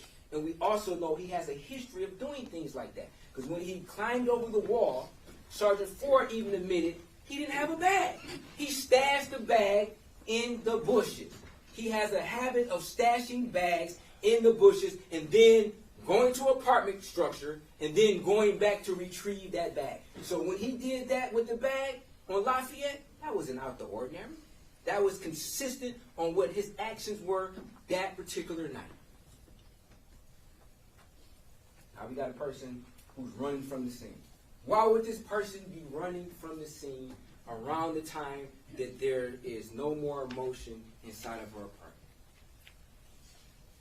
Now, this individual appears to be wearing glasses. Looks like he has somewhat of a distinct haircut. What's that in his hand? Could it be a knife? We know Sergeant Sullivan stated that they did a geofence. It's where they look at all the cell phones in this particular area. They couldn't find a cell phone for this individual, which to suggest that this person didn't have a cell phone. Now, the prosecutor indicated that they had all the video from all this area. Where's the video of this person running to?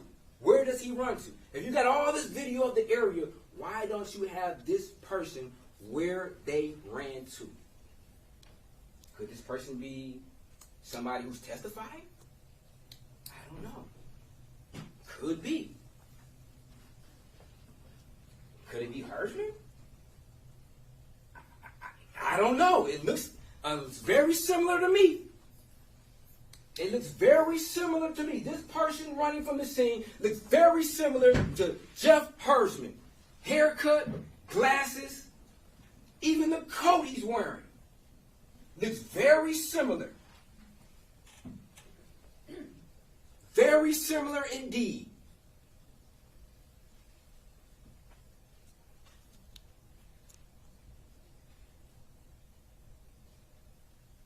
Now, why don't we have the video of where this person ran to? Why would this person just take off running from the scene at 124? Who was tasked with getting the video surveillance? Sullivan says Sergeant Ford. He said he knows Sergeant Ford was supposed to get the video surveillance from 1301 Orleans. He pointed the finger at Sergeant Ford. Like he knows he did it. Sergeant Sullivan said, oh, I wasn't supposed to do it. I wasn't supposed to get the Dequator cut. Then when Sergeant Ford got on the stand, I asked him, did you get this video footage from 1301 Orleans, a.k.a. Lafayette Towers?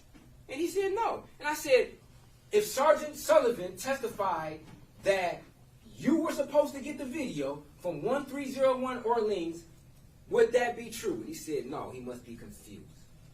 So I guess we just don't get that video footage. Even though we got hours upon hours of Mr. Jackson-Bolanos walking around, taking candy from cars, filling with handles. We got all this footage, but we don't have no footage of somebody running from the scene at 124 around the same time that her ADT goes into item. Now, if she's trying to manipulate her phone and can't do it because her hands are covered with blood, which her phone looks like it's covered in blood, then it would show some activity on the phone. It could show in an unlocking of the phone. Then they said it was some text messages. The app came up. If the app came up, where are the messages? From somebody or to somebody? That could just been a mistake. That could have just been her fidgeting with her phone and her accidentally opening the app. Because if nobody's sending you a text message, why would you open the app? If you're not sending out a text message, why would you open the app up? The last text message was way prior to that. Then we had the interrogation. We had Sergeant Stephen Ford. Ford says that your whole body made it easy to track you. But then he states that this is not Mr. Jackson-Bolanos, which we know this is Mr. Jackson-Bolanos. Why did he say that? Could it be that he knew or heard the testimony that Sergeant Sullivan submitted when he admitted that he was wrong, and Sergeant Ford was afraid to look like he was wrong, so he prematurely said, oh, no, this is not Jackson-Bolanos. Then who is it then? They call somebody else Mr. Jackson-Bolanos that is not Mr. Jackson-Bolanos, and then they call Mr. Jackson-Bolanos somebody else. He also indicated that the individual who ran away from the scene, who was by the playground, which we all took a field trip to, that particular parking lot. We also looked to the east and saw this playground. This is where the person ran from. Then Sergeant Ford indicated that that particular area is not Lafayette Tower. He said it's the pavilion. The pavilion's in a whole different location. The pavilion's at the top of the screen. Now, if you don't even know the location of where this person ran to, how are you going to be able to extract the video if you don't know where he even ran to, which was obvious of anybody who went to the scene and looked at the video where this person would have ran to and what particular buildings you would want to go to try to extract the video. But we just don't have the video at all, and we don't never know where this person ran to. But we do have some type of indication of who the person is. Now, Sergeant Ford, in his interrogation of Mr. Jackson-Bolanos, which was totally different than Jeff Hirschman's interrogation, used deceit, telling him that we have you going past the threshold. We know you went inside her apartment. Repeatedly kept saying her. Repeatedly kept referring to her. And then when Mr. Jackson-Bolanos responds to it, what does he say? I mean, this is just over and over again. We're going through this. Right, and we're going through it. You guys are homicide, bro. I'm not in the same fucking field. Vietnamese is totally different from a fucking homicide. A getting into a car, this is different, bro. I did not do no homicides. I don't know nobody. I didn't see nobody. This happened over a month ago. So we've been working on this a while, right? Okay. So we're having this conversation after we've been working this constantly. Okay. So even though the media wants their information now, we want to make sure we have the right person in front of us. And I hope you guys get the right person, but this is not me, bro. I don't do that. I only fuck with cars, and I'm a music manager. So even if that's true, even if what you're saying is true, you would have tripped over her. I would have tripped over who? I didn't trip over nobody. There was nobody there. I only seen the one fucking car in the yellow light. Why do you keep trying to go back to the same person, bro? I don't know. You keep saying her. I don't know no her, no hims, no them, us. Okay, listen. We're never saying word here. You would have tripped over our Bobby. Now, was this Sergeant Ford's attempt to use deceitful tactics in order to, I guess, what he considers to garner the truth? Or was it just Sergeant Ford forgetting what he just said 10 seconds earlier in this particular interview?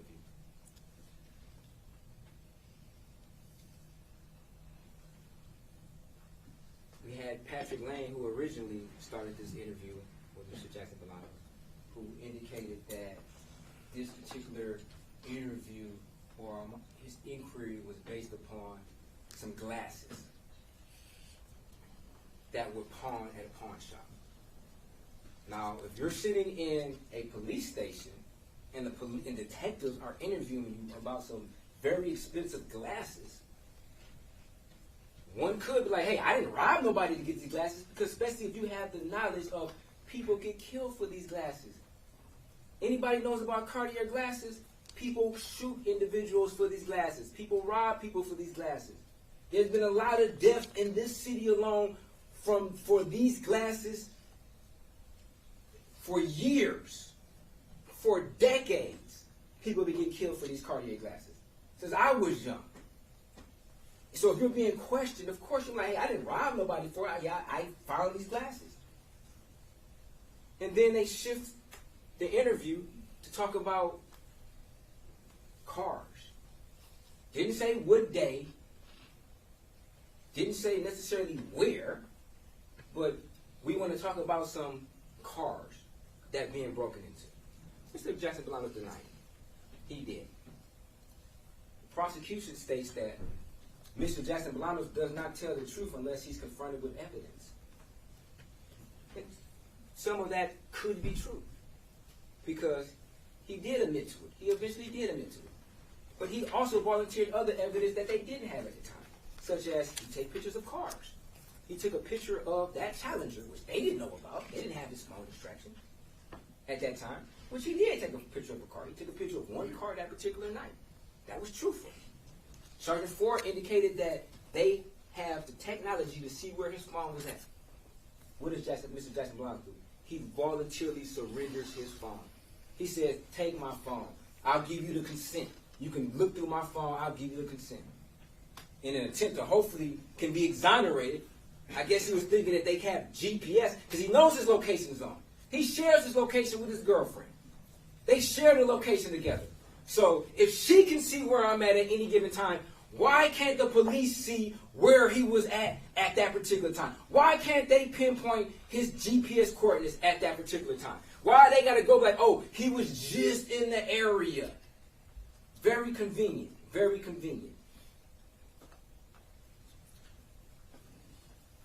Sergeant Lane, he didn't watch any videos before the interrogation. He had 10 minutes worth of information prior to the interrogation.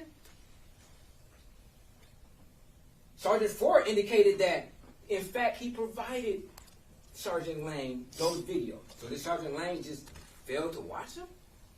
To not do your homework prior to investigating and interrogating? Mr. Jackson-Bolanos also said that he held a gun before. He didn't know Samantha Woll was stabbed. He thought she may have been, because that's the #1 type of homicide in Detroit. It's a shooting. So he was like, hey, I didn't shoot nobody. I've held a gun before, but I've never shot. Detective Lane himself said that had Mr. Jackson-Bolanos indicated, hey, I didn't stab her, then yes, that would have raised his suspicion because she was stabbed. Or had Samantha Woll been suffocated to death, and he's like, oh, I never choked nobody out. That would have raised suspicion because he, in fact, said he didn't do what the very cause of that particular individual's homicide would have been. But Mr. Jackson-Bolanos, he didn't know how she died. He didn't know what the particular cause of that particular death was. Was it a stabbing? Was it a shooting? He didn't know that. He was honest with that. Sergeant Ford put him on guard. That he didn't want to have anything to do with this. He didn't want to have anything to do with it. He understood that who he was, where he was, and where he came from as far as his background. Sergeant Ford also said that himself. Like, we know your background. We've done our homework on you. This is somewhat out the character. You must have been working with somebody. No, I'm not working with nobody as far as no homicide. Maybe I have been working with others for some cars, but not for no homicide. To go into somebody's house and commit a murder and stab them 8 times? And where she was stabbed at, this was very strategic. Somebody wanted to kill her. She wasn't stabbed by somebody who was scared, who was just swinging and would have stabbed in the arm, maybe stabbed in the leg, stabbed in the stomach. This was all for the neck. And then after somebody was on top of her, stabbed her some more times. This was deliberate. This was a deliberate act, a crime of passion. This was not some just, oh, I'm walking in and I stumble across somebody and I get scared and I'm going to run against them and then I'm going to stab them multiple times. Absolutely not. Then we had the now officer in charge, Lieutenant Sanchez, who indicated that he became the OIC 5 days before trial on June the 5th, 2024. Testified that he only collects clothing when there's visible smears and patterns of blood, even though Mr. Jackson-Bolanos was visible. He also indicated that if there's any type of contradiction between whether or not somebody touched the body, he may seize the clothes. We had a contradiction between Kevin Moore and Officer Dowd on whether or not that body was touched. Now, I'm not suggesting that Kevin Moore is the murderer, but to do a thorough analysis, especially for comparative reasons, and I guess maybe the prosecution wants to suggest, oh, us as defense, we could have went over to Kevin Moore's house and took his clothes and did our own independent analysis to determine whether or not he had blood on him. I guess they might come say that on everybody. Because they've already implied that, like, it's the defense's obligation to investigate and solve this case. Even though that picture looks like Jeff Hersman, I think we may have. Where's the closing of Jeff Hersman? Like I stated, he indicated that had he known what Jeff Hersman was wearing, he would have seized those clothes. Okay, how do you find out what he's wearing? You ask questions. You go interview people who at the synagogue say, did you see Jeff on Friday? What was he wearing? He was wearing this? Okay, then we can go to his house and see if we find some similar clothing that match those descriptions. How else do we find out? We extract the video. He doesn't even know if there's video even at the synagogue.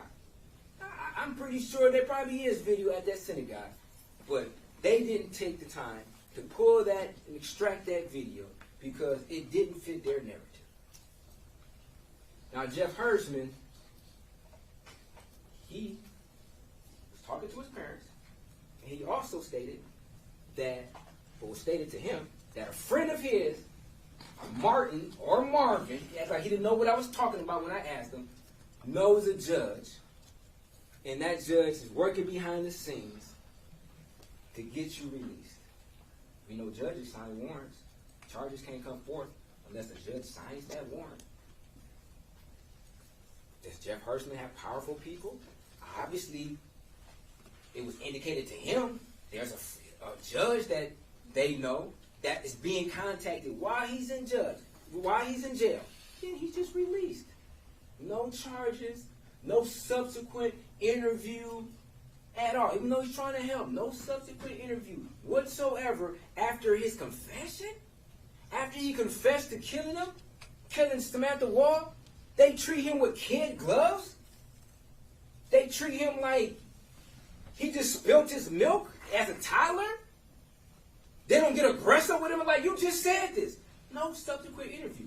He didn't talk to the police after that at all. That was his last conversation to the police. Now, Detective Stockmar indicated that he took his shoelaces off. Why did he do that? Was he about to commit suicide? Did he think about committing suicide because he was caught inside of in admitting to what he did? Sanchez also testified that Bolanos was in the parking lot at 420. How can he be in the parking lot and inside Samantha Woll's house at 420? Was that a slip of a tongue? I think not.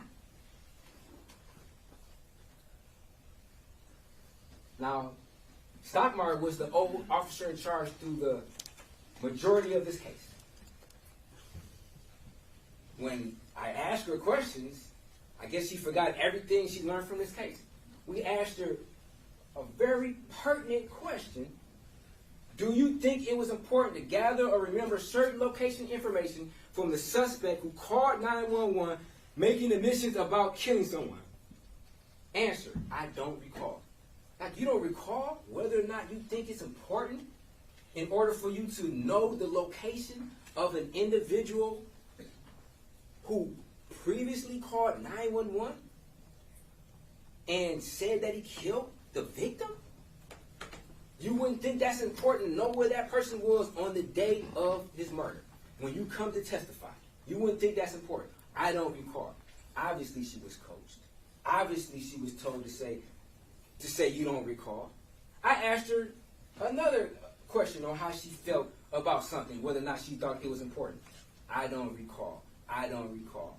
She doesn't recall anything? You don't, as the officer in charge, you don't recall what you did as part of the investigation? And Lieutenant Sanchez only became the officer in charge on June 5th, 5 days before this trial? Now we're in this trial and you're testifying and you don't remember anything? Doesn't recall thinking it's important to investigate a stalker with no geolocation information during the time of the murder, who has the key to the home of the victim. She doesn't recall if that's important. Doesn't currently know whether she thinks it's important to investigate a stalker with no geolocation at all, who has the key to the home of the victim. Who had knowledge of her key? Obviously, her lockbox is empty. There's a key on the ground. Why is this key on the ground? We know that her personal key to the location was inside of her purse. This is not the key she uses. We heard from Sherry Berger, this is the key that she obtained from Samantha Woll when she visited. This is her spare key that she keeps in this lockbox. We also heard testimony that this particular lockbox was unlocked. The code was already entered into it. All they had to do is depress the particular latch, and obviously the lockbox came open, and it's empty. Now, when you go into your deliberation, you're going to get jury instructions. They want you guys to wrongfully convict Mr. Jackson-Bolanos of first-degree felony murder. They cannot meet any of their elements to this crime. Mr. Jackson-Bolanos did not cause the death of Samantha Woll at all. She died from stab wounds, yes, but not anything that was inflicted by Mr. Jackson-Bolanos. Mr. Jackson-Bolanos had no intent to kill, harm, assault, any type of unwanted touching to Samantha Woll. Nor did he ever go inside of Samantha Woll's house. There's not a shred of evidence that would suggest Mr. Jackson-Bolanos went inside her house. Contrary to that, it's evidence that he did not, based upon what he was doing that night, hitting handles, stealing candy, stealing backpacks. You're not going to steal a wallet? You're not going to steal a laptop? You're not going to steal a purse? You steal candy, but you're not going to steal a purse? You're not going to steal car keys? You're not going to steal things that have an apparent value to them versus stealing some candy, some gloves, some chapstick, some headphones that were in the bag? That doesn't make sense. The prosecutor must prove beyond a reasonable doubt that Mr. Jackson-Bolanos tried to do an attempted larceny, that he attempted to take some of Samantha Woll's property without consent. There was movement of that property or attempted movement of that property. And he intended to deprive Samantha Woll of that particular property. And they can't prove that. There was no attempt. Because if there was an attempt, they would have been successful. He would have been successful in removing whatever property he wanted from that particular location. He would have took things. Things of value. What else was, we've heard from witnesses, if there was something of value that was taken, surely the prosecution would have put that witness on the stand and say, oh, I know Samantha has this particular item, and it's not there no more. Or Samantha has this particular item, and it's not there no more. All her items of value were there. So now the prosecutor wants to try to insinuate and suggest like, oh, we don't know whether or not anything was taken. They can't prove anything was taken because nothing was taken other than Samantha Woll's life from somebody who intended to take her life. And I feel bad for not just Samantha Woll, but the family, because they're not getting justice. They're not getting justice right now. With this individual on the stand, on the trial, fighting for his life, this is not justice. This is not justice. Like I said, the blood tells the story. Samantha Woll is speaking through her blood. The fact that this particular incident extended for a period of time.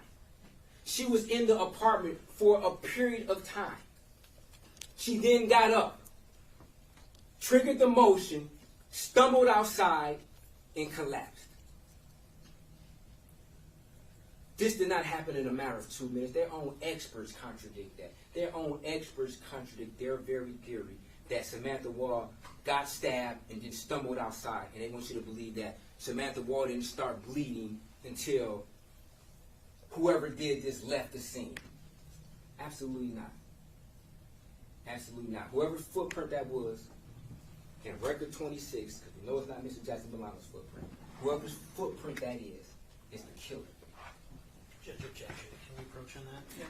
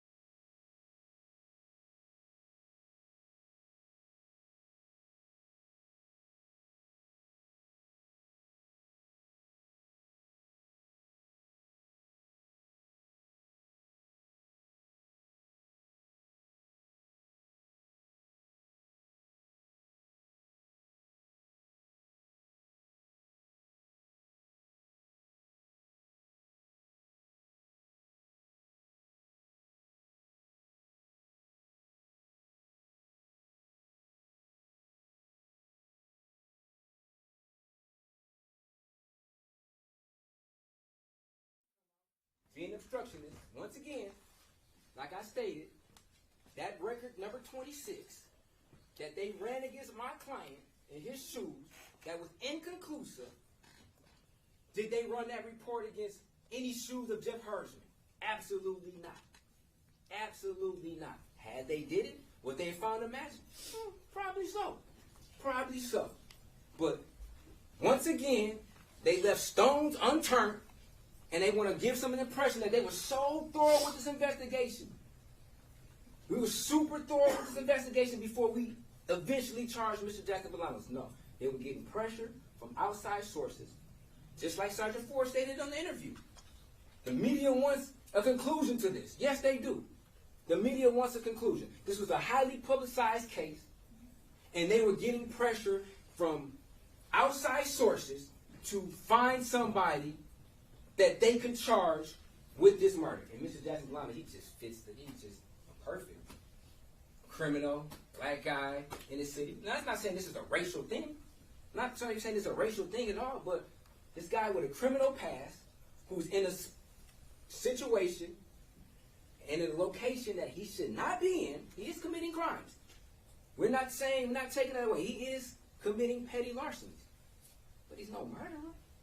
And they cannot prove beyond a reasonable doubt that he's a murderer at all.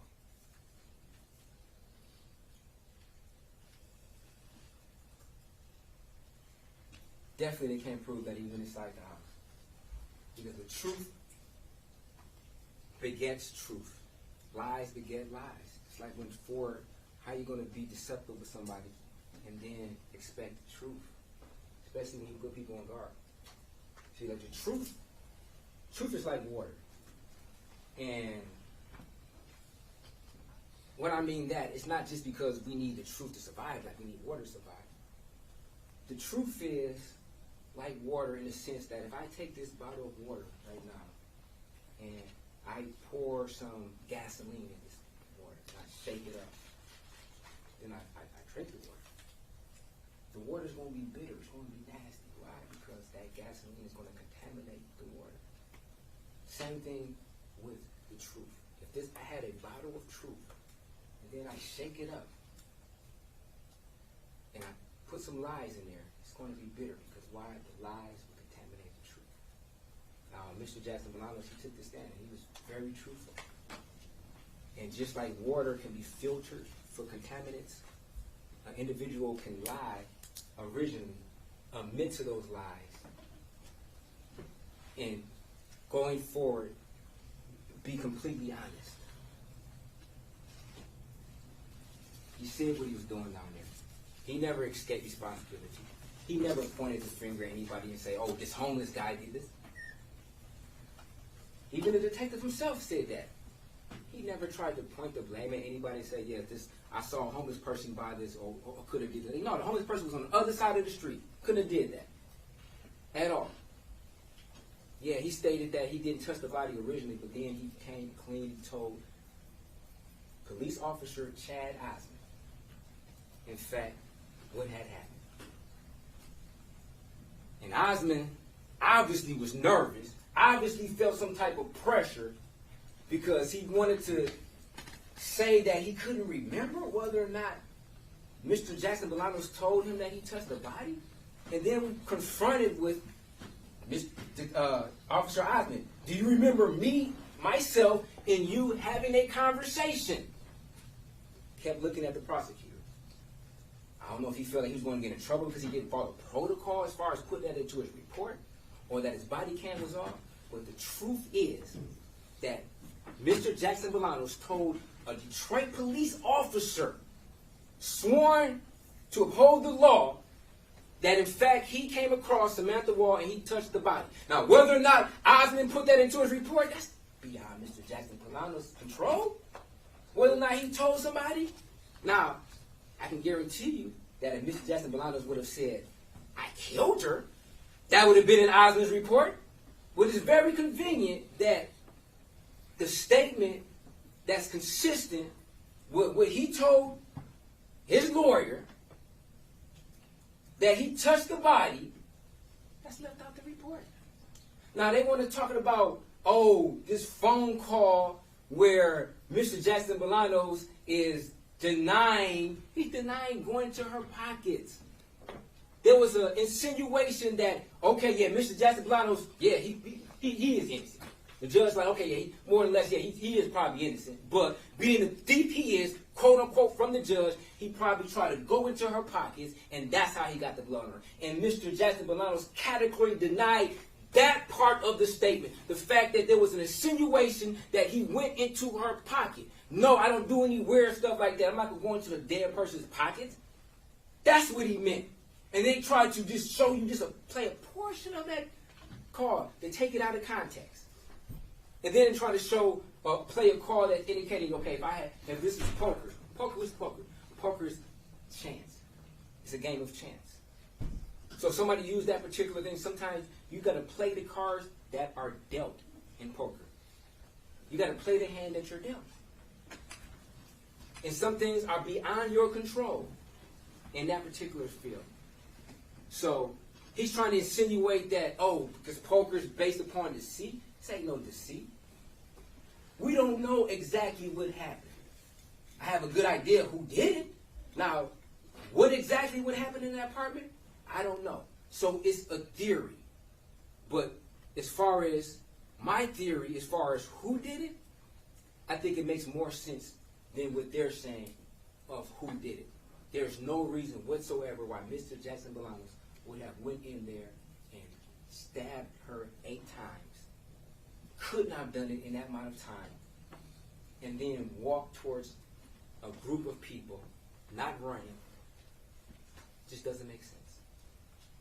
So ladies and gentlemen of the jury, your job, your duty is to be the gatekeepers, to stand on the front line of this injustice, of these insinuations that Mr. Jackson-Bolanos committed this murder. I don't know if they believe it themselves. Detective Sanchez, Lieutenant Sanchez, he's seeing the picture of Jeff Hersman in running. It might have, a light bulb might have shifted on in his head. And after you guys do your job, because that's what they want you to do. They want you to do their job. They want you to say, because it's a possibility. They're not doing their job. They're not showing the work on how Mr. Jackson-Bolanos could have been inside that house. They're not showing the work. They just jump into a conclusion saying, he was in the area, therefore he did it. You got to show your work. Just like when we was in elementary school and we had long divisions. When they asked you, was 757 divided by 41? We couldn't just give an answer. We had to divide and do the subtraction. We had to show our work on how we got to that conclusion. They just jump into a conclusion. They want to show you all this misdirection. We interviewed Hersman, we did this. Where's the proof that Mr. Jackson-Bolanos went inside this house? It doesn't exist. Where's the proof that he had an attempt to go in there to commit an assault or a larceny? There's no proof. So, ladies and gentlemen of the jury, we ask you to do your job as jurors and see that the prosecution has failed to meet their burden beyond any type of doubt. Any doubt, or reasonable doubt. There's no doubt at all that Mr. Jackson-Bolanos is innocent. Not just not guilty, he's innocent. It's not just that the prosecutor hasn't proved their burden. It's that there's so much evidence that would suggest that another individual committed this particular murder. And as long as that is evident, you must come back with a not guilty on the charges. And in regards to the lying to the police officer,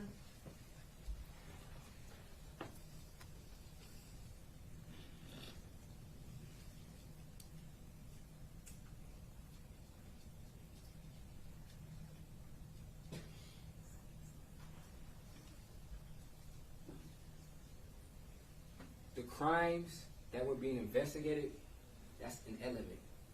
These are detectives, homicide detectives. They weren't investigating no larcenies. There was not any type of criminal investigation for larcenies. Why wasn't Mr. Jackson-Bolanos charged? Homicide detectives don't investigate larcenies. They investigate homicides. Just like when they showed Mr. Jackson-Bolanos' card, the homicide card, Sergeant Ford and Lane, Mr. Jackson-Bolanos became emotional and said, like, "Hey, I don't have anything to do with any homicide. That's not me." These are homicide because they can't even meet number 2 of the elements, because there was no larcenies that's ever being investigated. They weren't investigating. They were trying to lure him in. They were investigating the homicide, and they beat all around the bush. They started talking about some glasses.